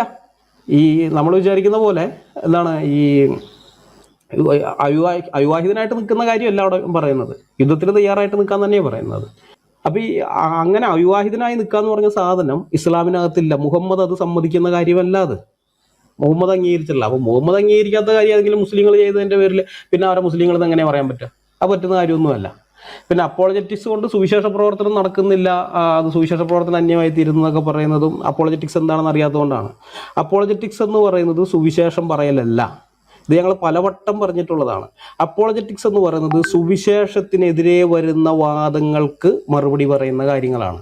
സുവിശേഷത്തിൻ്റെ പ്രതിവാദം എന്ന് പറയുന്ന സാധനമാണ്. മനസ്സിലായോ? സുവിശേഷം ഞങ്ങൾ പറയാൻ പോകുന്ന സമയത്ത് ഞങ്ങൾ ഒരാളുടെ അടുത്ത് അവൻ്റെ പുസ്തകങ്ങളെക്കുറിച്ച് ഒന്നും പറയില്ല. അത് പറയേണ്ട കാര്യവും ഞങ്ങൾക്കില്ല. ഞങ്ങൾ പറയുന്നത് ഇത്രയേ ഉള്ളൂ: ദൈവം നിന്നെ സ്നേഹിക്കുന്നു, ദൈവം നിനക്ക് വേണ്ടി ഒരു വലിയ രക്ഷ ഒരുക്കിയിട്ടുണ്ട്, അത് കാൽവരി ക്രൂശിൽ ദൈവം നിനക്ക് വേണ്ടി ചെയ്തു കഴിഞ്ഞു, നീ അത് വിശ്വസിക്കുക, അംഗീകരിക്കുകയെങ്കിൽ നിനക്ക് ദൈവമായി പൈതലായി തീരാം. അവിടെ ആകെ പറയേണ്ടി വരുന്നത് അവൻ്റെ കുറ്റം മാത്രം, അതായത് അവനൊരു പാപിയാണ്, മനുഷ്യൻ ഒരു പാപിയാണെന്നുള്ള കാര്യം, അത് മാത്രമേ പറയേണ്ടി വരുന്നുള്ളൂ. അതല്ലാതെ ഒരാളുടെ അടുത്ത് അവൻ്റെ വിശ്വാസത്തെ പറ്റി ഞങ്ങൾ ഒരു അക്ഷരം മിണ്ടാറില്ല. മിണ്ടേണ്ട ആവശ്യവും ഞങ്ങൾക്കില്ല, കാരണം സുവിശേഷത്തിൽ അതില്ല. എന്നാൽ സുവിശേഷത്തിൻ്റെ പ്രതിവാദം എന്ന് പറയുന്ന സംഗതി വേറെയാണ്. എൻ്റെ വിശ്വാസത്തിനെതിരെ, ഞാൻ വിശ്വസിക്കുന്ന യേശുക്രിസ്തുവിനെതിരെ, യേശുക്രിസ്തുവിൻ്റെ ദൈവത്വത്തിനെതിരെ, യേശുക്രിസ്തു കുരിശി മരിച്ചു എന്ന് പറയുന്ന ആ അതിപ്രധാനമായിട്ടുള്ള ആ കാര്യം. കാരണം ക്രിസ്തു ക്രൂശി മരിച്ചിട്ടില്ലെങ്കിൽ നിങ്ങളുടെ വിശ്വാസം വ്യർത്ഥം, ഞങ്ങളുടെ പ്രസംഗവും വ്യർത്ഥം എന്നാണ് പൗലോസ് അപ്പോസ്തലൻ പറഞ്ഞത്. ക്രിസ്തു കുരിശി മരിച്ചില്ലെങ്കിൽ ഇതെല്ലാം വ്യർത്ഥമാണ്.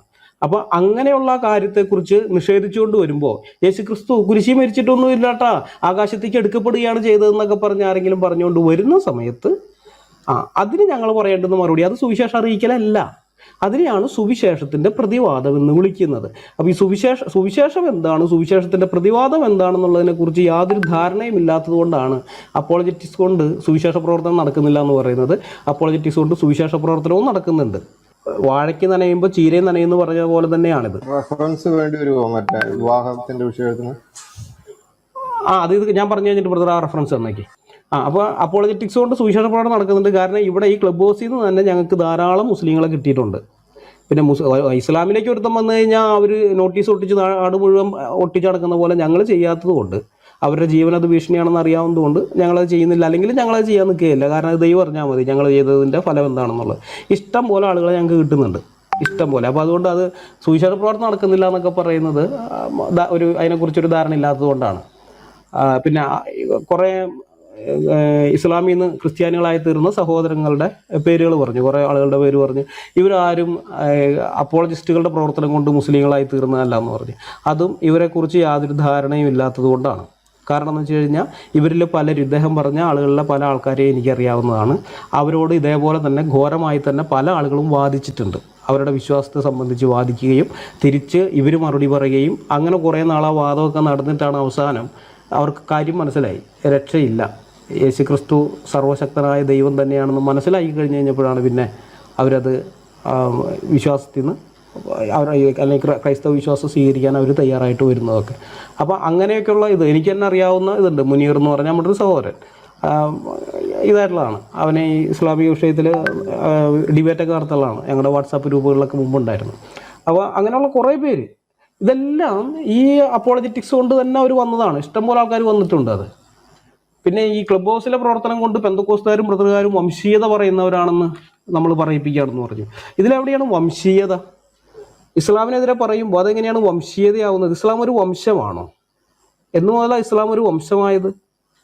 എനിക്ക് മനസ്സിലാകുന്നില്ല. ഈ ക്രിസ്ത്യാനി എന്ന് പറയുന്നത് ഒരു വംശമല്ല. ഒരു യഹൂദനെ പറയുകയാണെങ്കിൽ ശരി, അതൊരു വംശമാണ്. സിഖുകാരെ പറഞ്ഞാൽ അതൊരു വംശമാണ്, അത് മനസ്സിലാകും. പക്ഷെ ഹിന്ദുക്കളോ അല്ലെങ്കിൽ ബുദ്ധമതക്കാരോ അല്ലെങ്കിൽ ഇസ്ലാം മതക്കാരോ ക്രിസ്തു മതക്കാരോ ഇതൊന്നും വംശമല്ല. വംശം എന്ന് പറയാൻ പറ്റുകയില്ല. ഇത് മതമാണ്, റിലീജിയസ് എന്നുള്ളതല്ലേ പറയാമെന്നല്ലാതെ വംശീയത എന്ന് പറയുന്നത് ഇതൊക്കെ ഈ മുസ്ലിങ്ങളുടെ തന്ത്രമാണ്. യൂറോപ്പിൽ ഈ റേസിസ്റ്റ് എന്നുള്ള വിളി അത് ഭയങ്കര ഇതുള്ളതാണ്. റേപ്പിസ്റ്റ് എന്ന് വിളിച്ചു കഴിഞ്ഞാൽ പോലും അവിടെയുള്ള യൂറോപ്പിലുള്ള ആളുകൾക്ക് പ്രശ്നം ഉണ്ടായെന്ന് വരില്ല. പക്ഷെ റേസിസ്റ്റ് എന്ന് വിളിച്ചു കഴിഞ്ഞാൽ അവർക്ക് ഭയങ്കര ബുദ്ധിമുട്ടാണ്. അപ്പോൾ അങ്ങനെയുള്ള ആ ആളുകൾ അവർ കൊണ്ടുവന്നിരിക്കുന്നതായ ഒരു തന്ത്രമാണിത്. എന്താണെന്ന് വെച്ച് കഴിഞ്ഞ് കഴിഞ്ഞാൽ ഇസ്ലാമിനെതിരെല്ലാം പറഞ്ഞു കഴിഞ്ഞാൽ ഉടനെ റേസിസം എന്നുള്ള ആ ഇതങ്ങോട്ട് വിളിച്ചു പോവുകയാണ്.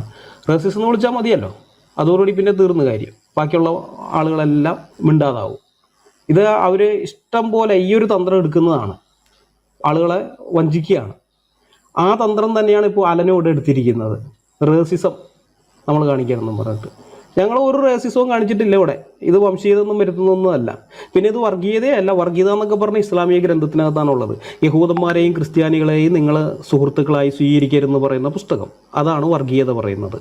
അതുപോലെ തന്നെ വിലക്കപ്പെട്ട മാസങ്ങൾ കഴിഞ്ഞാൽ നിങ്ങൾ ആ ബഹുദൈവാരാധകരെ കണ്ടെത്തിയെടുത്ത് വെച്ച് കൊന്നുകളയറിയുന്ന ആ പുസ്തകം ഉണ്ടല്ലോ, അതാണ് വർഗീയത പറയുന്നത്. അതുപോലെ തന്നെ മതം മുഴുവൻ അള്ളാഹുവിന് വേണ്ടിയാകുന്നത് വരെ നിങ്ങൾ അവരോട് യുദ്ധം ചെയ്യുക എന്ന് പറയുന്ന ആ പുസ്തകം ഉണ്ടല്ലോ, അതാണ് വർഗീയത പറയുന്നത്. മനസ്സിലായോ? ആ പുസ്തകത്തിനകത്ത് ഇങ്ങനെയുള്ള വർഗീയതകൾ ഉണ്ടെന്ന് മാത്രമേ ഞങ്ങൾ പറയുന്നുള്ളൂ, അല്ലാതെ വേറൊന്നും ഞങ്ങൾ പറയുന്നില്ല.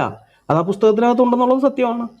അതുകൊണ്ട് ഉള്ളത് കൊണ്ടാണ് ഞങ്ങൾ പറഞ്ഞത് അതിനകത്ത് ഉണ്ടെന്ന് പറയുന്നത്. അപ്പോൾ അത് പറഞ്ഞതിൻ്റെ പേരിൽ എങ്ങനെ ഞങ്ങൾ വർഗീയത പറയുന്നവരാരും? ഞങ്ങൾ വംശീയതയും പറയുന്നില്ല, വർഗീയതയും പറയുന്നില്ല. ഞങ്ങൾ പറയുന്നത് അവരുടെ പുസ്തകത്തിനകത്തുള്ള കാര്യമാണ്.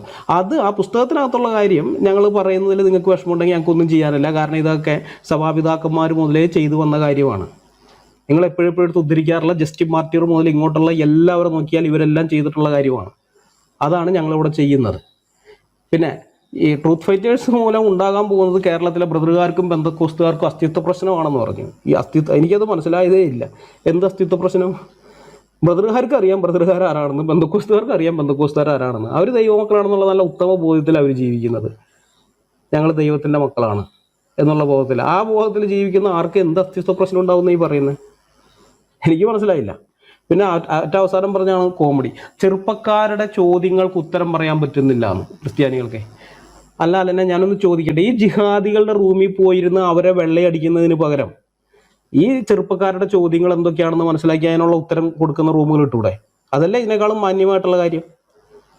ചെറുപ്പക്കാരുടെ എന്തൊക്കെ ഇപ്പം ഞാൻ ഈ ഫേസ്ബുക്കിലൊക്കെ വന്ന സമയത്ത് എന്നോട് പല ആളുകളും ഇഷ്ടംപോലെ ചെറുപ്പക്കാരായ പിള്ളേർ ഈ +1 +2 ഒക്കെ പഠിക്കുന്ന തരത്തിലുള്ള ആ പ്രായത്തിലുള്ള പിള്ളേർ ഇഷ്ടംപോലെ ചോദ്യങ്ങൾ, ചേട്ടാ അതേ എൻ്റെ ഒരു മുസ്ലിം സുഹൃത്ത് ഇതിങ്ങനെ പറഞ്ഞു പറഞ്ഞ് ഇഷ്ടംപോലെ ചോദ്യങ്ങൾ എന്നോട് ചോദിച്ചിട്ടുണ്ട്. ഈ ചോദ്യങ്ങൾക്ക് ഞാൻ കുത്തിയിരുന്ന് ബൈബിൾ, എനിക്ക് നിങ്ങളെപ്പോലൊന്നും വലിയ വിദ്യാഭ്യാസം ഇല്ലാത്ത ആളാണ്. ഞാനത് പറയുമ്പോൾ അപകർഷത കൊണ്ടാണെന്ന് സുമ പറയുന്നുണ്ടായിരുന്നു. അത് സുമൻ എന്നെക്കുറിച്ച് അറിയാത്തത് കൊണ്ടാണ്. അപകർഷ എന്ന് പറയുന്നൊരു സാധനം എൻ്റെ ജീവിതത്തിൽ ഇല്ലാത്തതാണ്. ഞാൻ നിരീശ്വരവാദിയായിട്ട് നടക്കുന്ന സമയത്ത് പോലും എനിക്കില്ലാത്തതാണ്. പിന്നെയാണോ ദൈവത്തിൻ്റെ പൈതലായതിനു ശേഷം അപകർഷത എനിക്ക് വരുന്നത്? ഞാൻ ആരാണെന്നും എന്താണ് എങ്ങനെയുള്ളവനാണെന്ന് എനിക്കറിയാം. അത് സുമൻ്റെ അറിവില്ലായ്മയാണ്. അതവിടെ നിൽക്കട്ടെ. അപ്പോൾ നിങ്ങളുടെ അത്ര വിദ്യാഭ്യാസമൊന്നും ഇല്ലാന്ന് ഞാൻ പറയുന്നത് എൻ്റെ കഴിവുകേട് ഞാൻ പറയുന്നതാണ്. ഞാൻ എന്നിട്ട് പല ഇംഗ്ലീഷ് പുസ്തകങ്ങളും അല്ലെങ്കിൽ വെബ്സൈറ്റുകളൊക്കെ തപ്പി ഇതിൻ്റെ ഉത്തരം എന്താണ്, ഇതിനെക്കുറിച്ച് പണ്ഡിതന്മാരെന്താ പറഞ്ഞിരിക്കുന്നത് നോക്കി എത്ര ദിവസങ്ങൾ എടുക്കുന്നുണ്ടെന്നറിയാം. എന്നിട്ട് ഡിക്ഷണറിയുടെയൊക്കെ സഹായത്താലാണ് ഓരോന്നിനും ഉത്തരം കണ്ടെത്തിയിട്ട് ആ ഉത്തരം പിന്നെ സത്യമാർഗം എന്ന് പറയുന്ന സൈറ്റിനകത്തും അതുപോലെ തന്നെ ദർശനം എന്ന് പറയുന്ന സൈറ്റിനകത്തായിട്ട് ഇട്ടിട്ടുണ്ട്. നിങ്ങൾക്കൊന്നും അത്രയും ബുദ്ധിമുട്ടേണ്ടി വരില്ല. ഇതിൻ്റെ ഉത്തരവൊക്കെ ഉണ്ട്. ഉത്തരവില്ലാഞ്ഞിട്ടൊന്നുമല്ല, ഇംഗ്ലീഷിലൊക്കെ നല്ല നമ്മുടെ ആളുകൾ ഇഷ്ടം പോലെ ഉത്തരങ്ങൾ കൊടുത്തിട്ടുണ്ട്. ഒരു ഇതുമില്ല, ഒരു പ്രയാസവും ഉണ്ടാവില്ല ഇതാക്കാൻ. വളരെ സിമ്പിളാണ്. എന്നെപ്പോലത്തെ ഒരാൾക്ക് ഇത്തിരി ബുദ്ധിമുട്ടുണ്ടായിരുന്നു വരും, പക്ഷെ നിങ്ങൾക്കൊക്കെ സിമ്പിളാണ്. അപ്പം അങ്ങനെയുള്ള കാര്യങ്ങൾ ചെയ്യുന്നേ. ഈ ജിഹാദികളെ വെള്ളിയടിക്കാൻ നടക്കുന്നതിനേക്കാൾ എത്ര അന്തസ്സുള്ള കാര്യമാണത്. അത് ചെയ്തൂടെ? അത് ചെയ്യാതെ ചുമ്മാ ബാക്കിയുള്ളവനെ കുറ്റം പറഞ്ഞുകൊണ്ടിരിക്കുകയാണ്.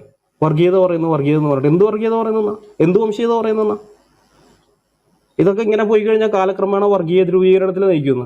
ആ വർഗീയ ധ്രുവീകരണത്തിലേക്ക് നയിക്കുന്നതിൻ്റെ കാരണം കിതാബിൽ അങ്ങനെ ഉള്ളത് കൊണ്ടാണ്. ക്രിസ്ത്യാനി ഒരിക്കലും അങ്ങനെ ഇതാക്കൊന്നുമില്ല. കാരണം ക്രിസ്ത്യാനിയുടെ പുസ്തകത്തിനകത്തുള്ളത് ശത്രുക്കളെ സ്നേഹിക്കാൻ തന്നെയാണ്. അതേ പറഞ്ഞിട്ടുള്ളൂ. മറ്റോടത്ത് അങ്ങനെയല്ല, കഴുത്തറക്കാനാണ് പറഞ്ഞിരിക്കുന്നത്. മിഡിൽ ഈസ്റ്റിലെ ക്രിസ്ത്യാനികളൊക്കെ എവിടെ പോയി? ഈ പറയുന്ന സൗദി അറേബ്യ അടക്കം ഉള്ളതെല്ലാം ക്രൈസ്തവ ഭൂരിപക്ഷമുള്ള രാജ്യങ്ങളായിരുന്നു. ബഹ്റിനായാലും കുവൈറ്റ് ആയാലും ആ ചുറ്റുപാടുള്ള ഇന്നത്തെ ആ പ്രദേശങ്ങൾ അതെല്ലാം ക്രൈസ്തവ ഭൂരിപക്ഷമുള്ളതാണ്. ഇറാഖ് കൽദയ ക്രിസ്ത്യാനികളുടെ രാജ്യമായിരുന്നില്ലേ? സിറിയ ഓർത്തഡോക്സുകാരായിരുന്നില്ലേ? ഓരോന്നും ഇനി എടുക്കുക. തുർക്കി ഓരോന്ന് നോക്ക്, എവിടെ പോയി? അപ്പോൾ ആ പുസ്തകം നിങ്ങളൊക്കെ സപ്പോർട്ട് ചെയ്യുന്ന ആ സംഭവം ഉണ്ടല്ലോ, അതുള്ളത് കൊണ്ടാണ് വർഗീയത ഉണ്ടാകുന്നത്. അല്ലാതെ ഞങ്ങൾ പറയുന്ന കാര്യങ്ങൾ കൊണ്ടല്ല. ഞങ്ങൾ ബൈബിളിനെ ബേസ് ചെയ്താണ് പറയുന്നത്. ബൈബിളിനെ ബേസ് ചെയ്തിട്ട് ആര് സംസാരിച്ചാലും അവിടെ വർഗീയത ഉണ്ടാവുകയില്ല. അത് തെറ്റിദ്ധാരണയാണ്.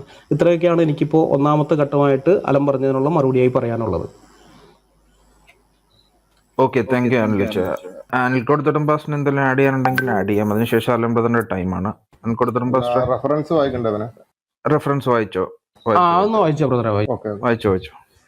സൊഹീഹുൽ ബുഖാരി അധ്യായം 67 ഹദീസ് നമ്പർ 1828 പേജ് 781. നിക്കാഹിന് പ്രേരണ എന്ന് പറയുന്ന വിവാഹം എന്ന് പറയുന്ന അധ്യായത്തിലെ ഹെഡിങ് കൊടുത്തിരിക്കുന്ന നിക്കാഹിന് പ്രേരണ. അനസ് ഇബ്നു മാലിക്കിൽ നിന്ന് ഒരു 3 അംഗ സംഘം നബിയുടെ ആരാധനകളെക്കുറിച്ച് ആരാഞ്ഞ് നബി ഭക്തന്മാരുടെ വീടുകളിൽ ചെന്നു. അതേക്കുറിച്ച് വിവരം ലഭിച്ചപ്പോൾ അവർക്ക് വളരെ കുറവായി കണ്ടു. അവർ പറഞ്ഞു, നബിയുമായി താരതമ്യം ചെയ്യുമ്പോൾ നമ്മളെവിടെ? കഴിഞ്ഞതും വരുന്നതുമായ മുഴുവൻ പാപങ്ങളും അല്ലാഹു നബിക്ക് പുറത്തു കൊടുത്തിട്ടുണ്ടല്ലോ.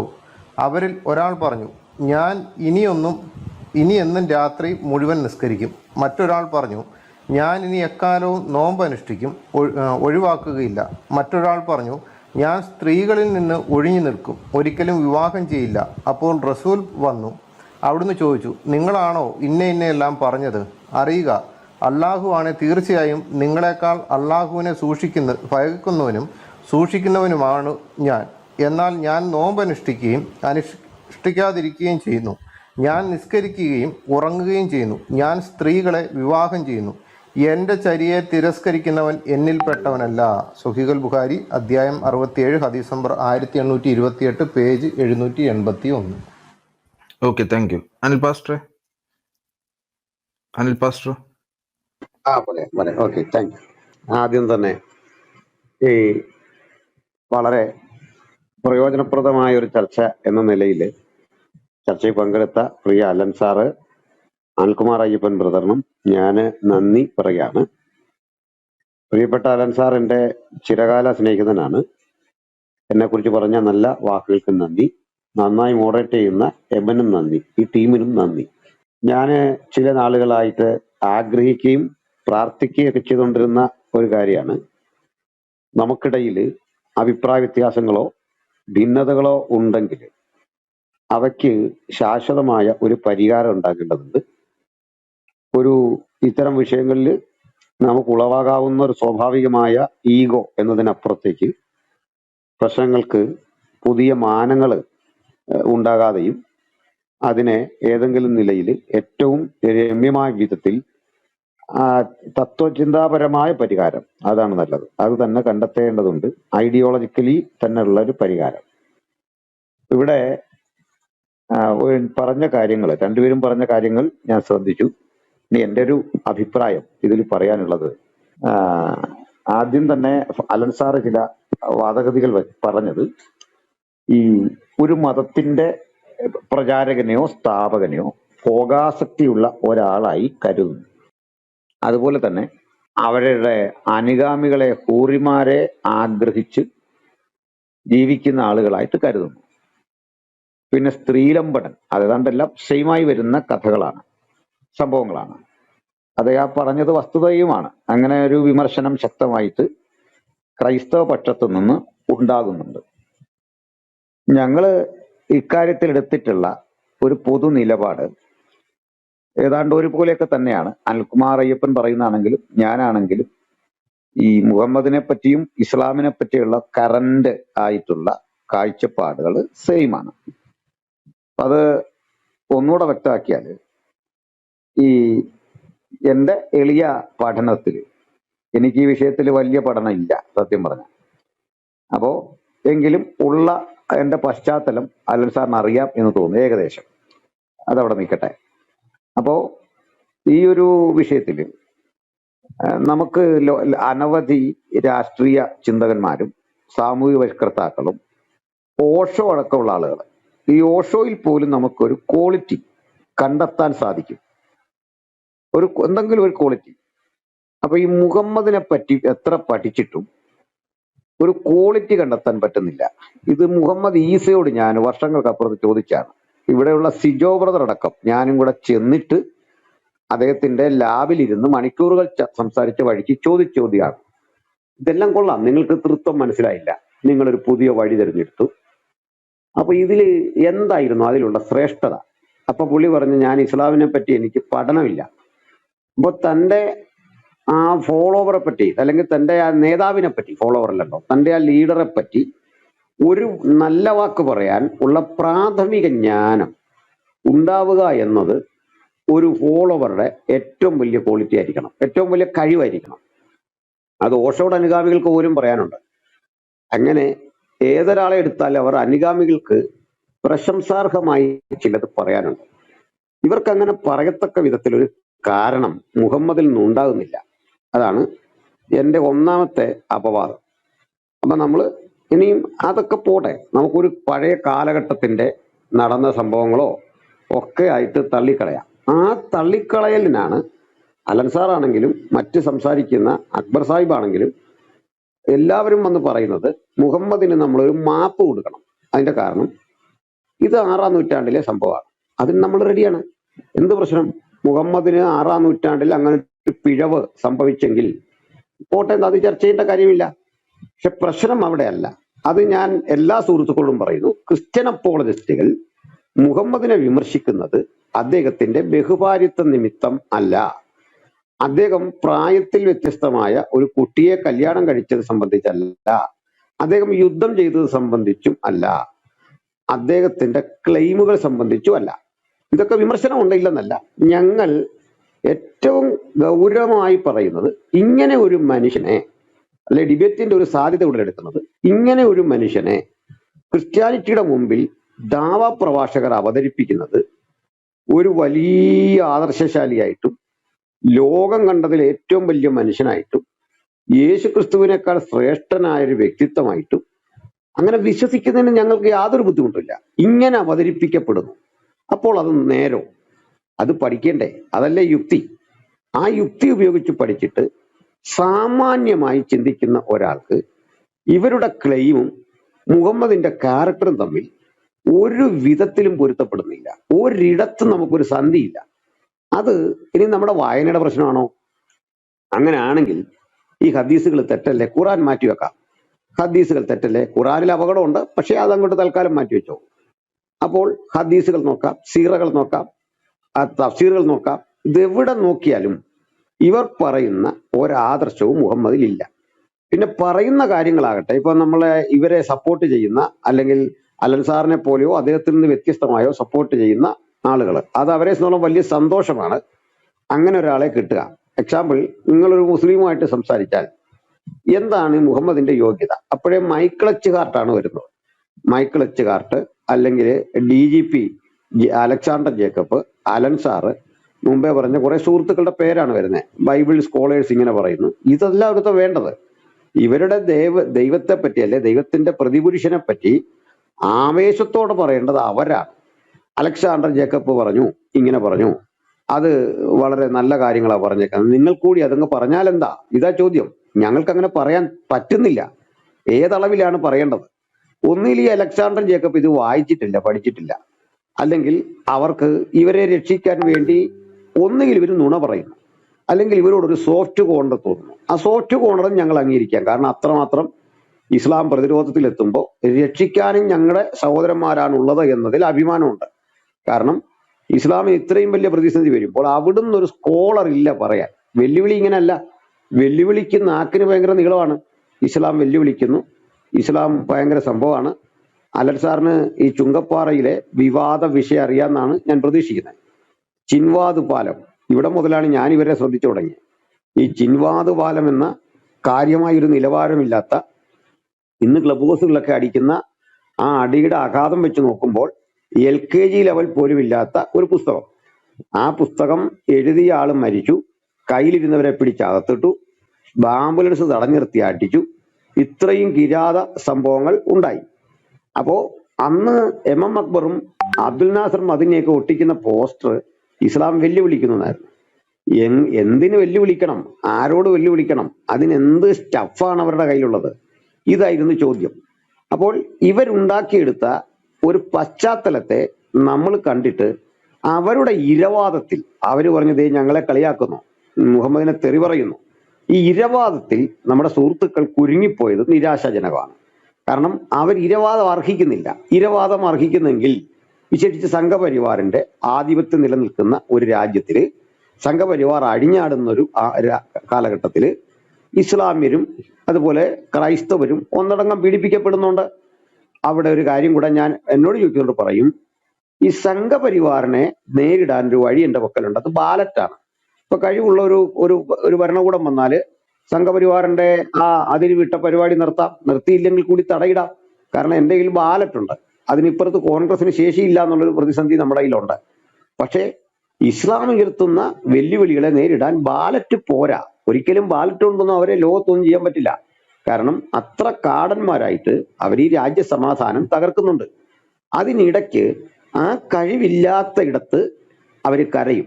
ആ കരച്ചിലിൽ അമേരിക്ക കരച്ചിൽ കേട്ട് സഹതാപം തോന്നിയിരിക്കുന്നു. അവർ ഞങ്ങൾ ഇരകളാണെന്ന് പറഞ്ഞ് ചെല്ലുമ്പോൾ സ്വീകരിക്കുന്നു. കാനഡ ആ ഇരവാദത്തിൽ വീണു പോയിരിക്കുന്നു. ഓസ്ട്രേലിയ ഇരവാദത്തിൽ വീണു പോയിരിക്കുന്നു.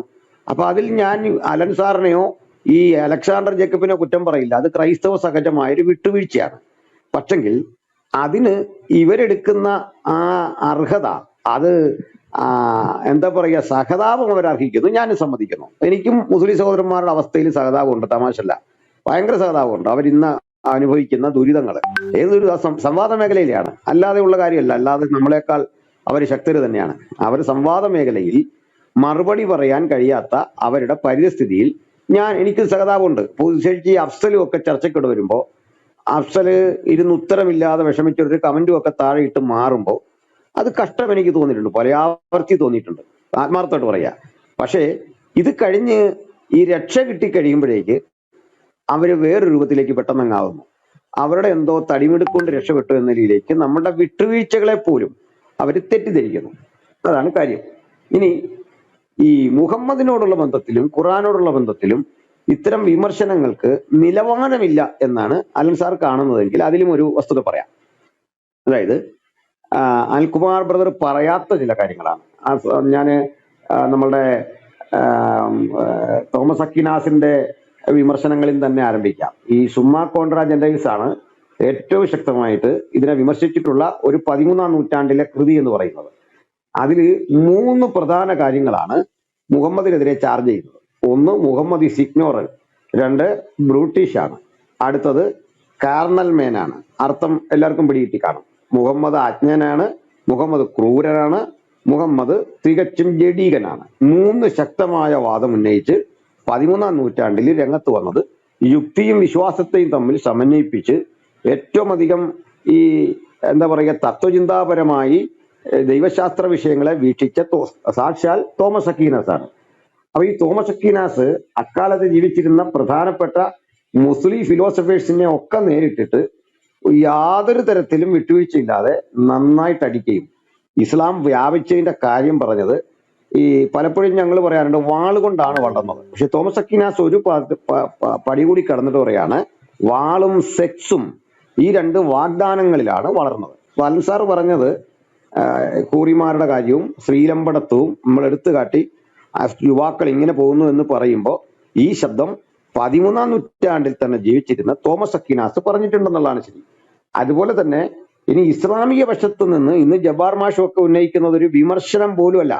അത് ഈ ഇസ്ലാമിനെ പറ്റി ആധികാരികം പഠിച്ച അലൻ സാറിന് അറിയാം, ഡോക്ടറേറ്റ് ഉള്ള അല്ലെങ്കിൽ റിസർച്ച് ചെയ്തിട്ടുള്ള അങ്ങേക്കറിയാം. കാരണം അബുഇസ അൽ വറാഖിനെ പോലെ ഇബിനൽ റാവൻഡിയെ പോലെയുള്ള ആളുകൾ എത്ര ശക്തമായിട്ട് ഇസ്ലാമിനെ അടിച്ചിട്ടുണ്ട്.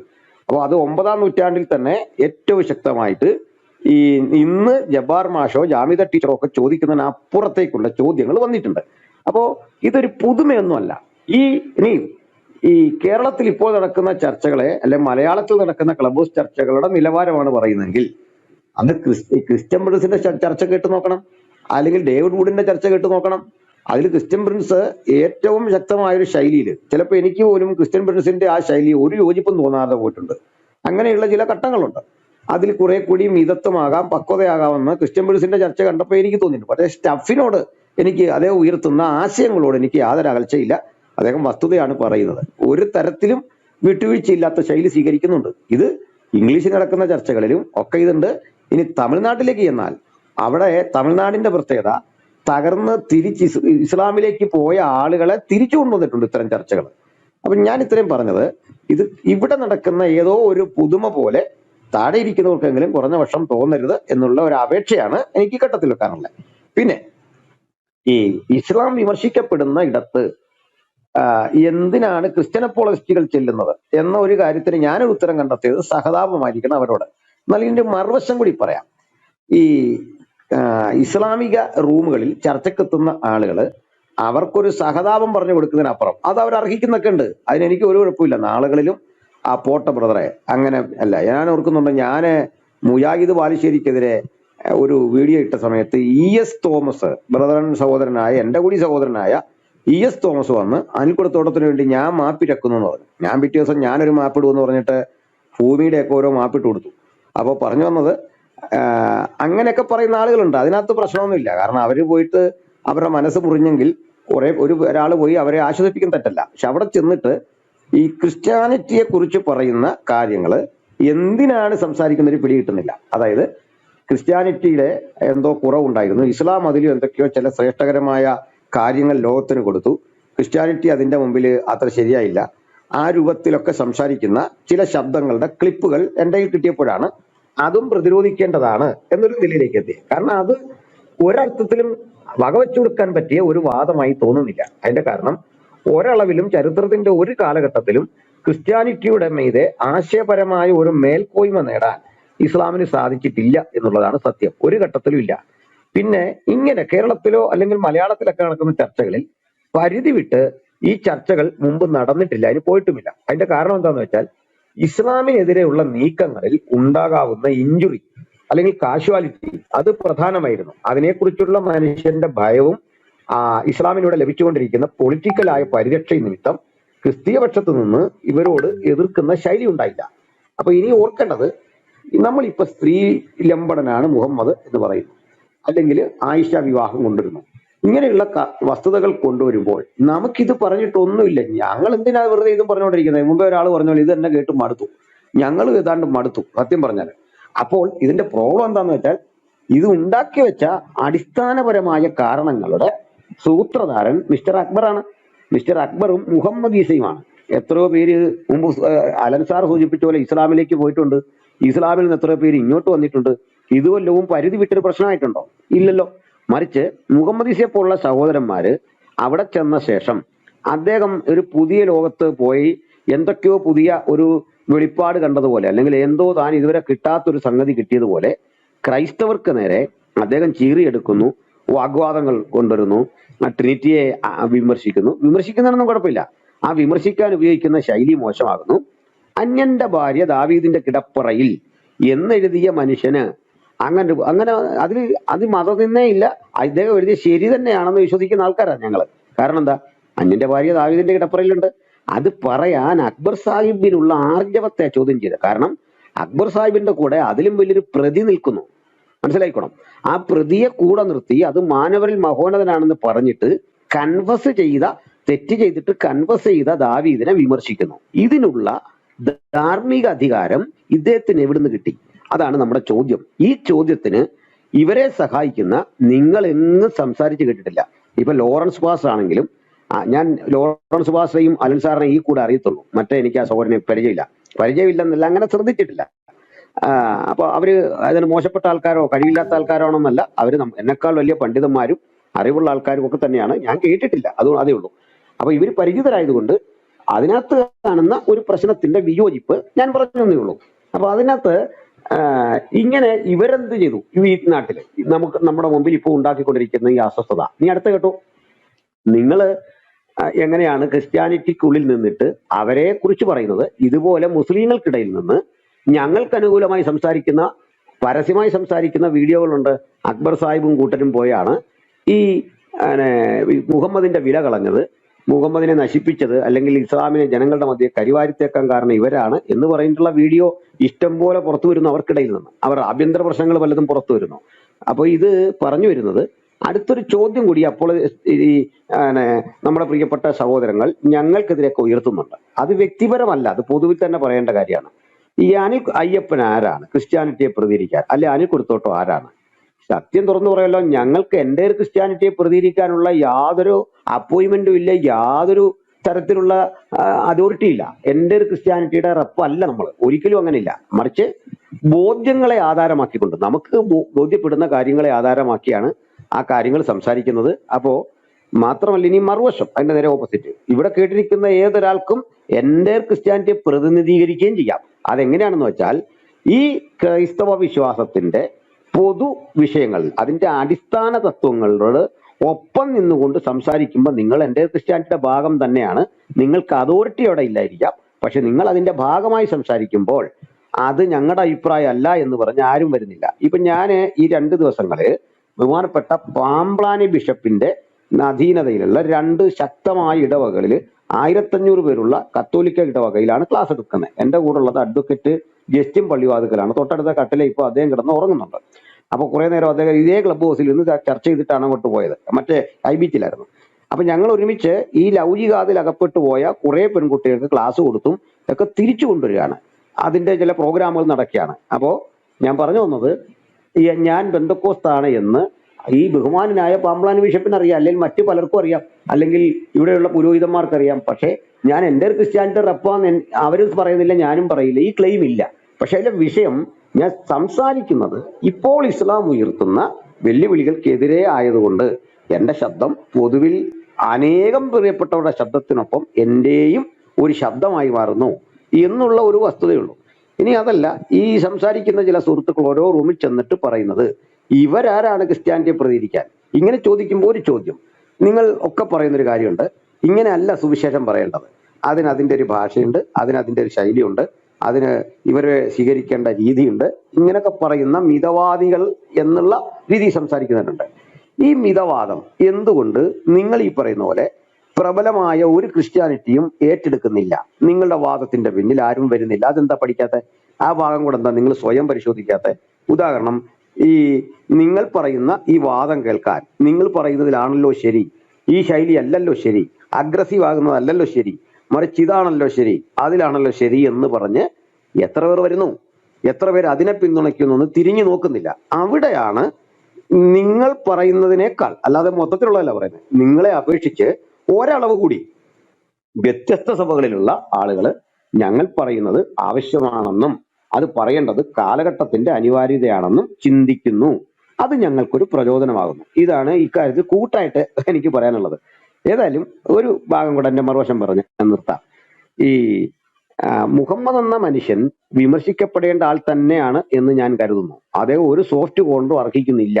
അതായത് തോമസ് അക്വീനാസ് എന്ന മനുഷ്യൻ പറഞ്ഞ വാദത്തോടാണ് എനിക്കുള്ള യോജിപ്പ്.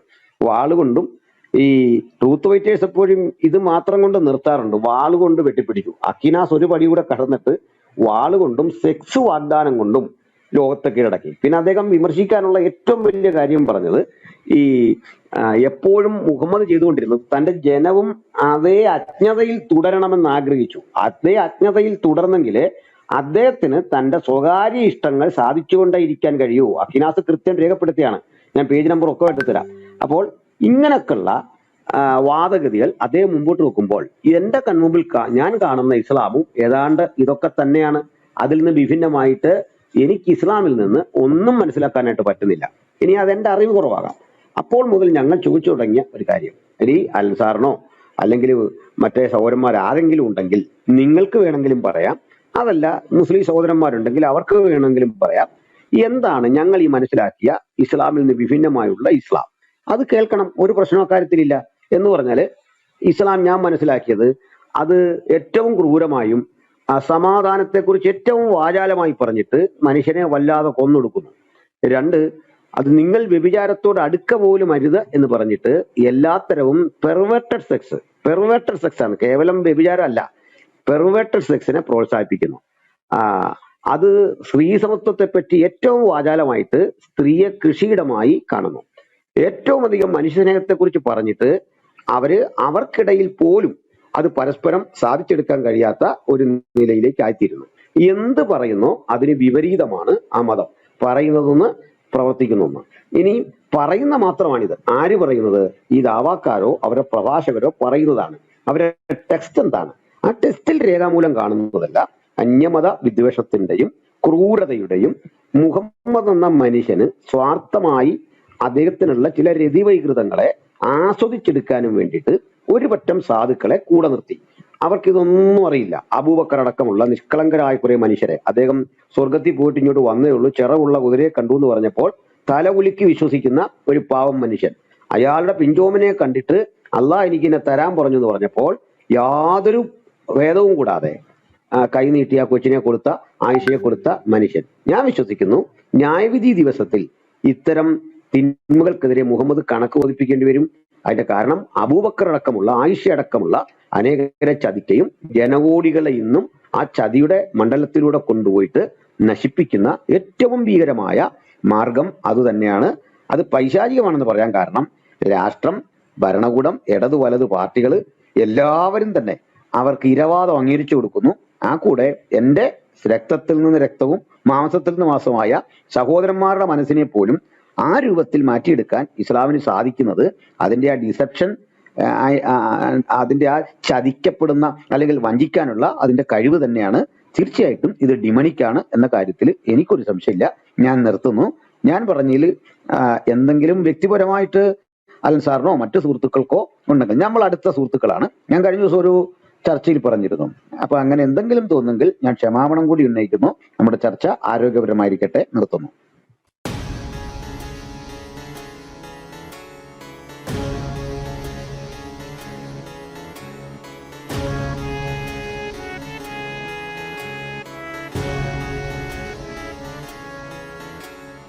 ജീവിച്ചാൽ ക്രിസ്തുവിനായി, പ്രവർത്തിച്ചാൽ ക്രിസ്തുവിനായി, മരിച്ചാൽ ക്രിസ്തുവിനായി.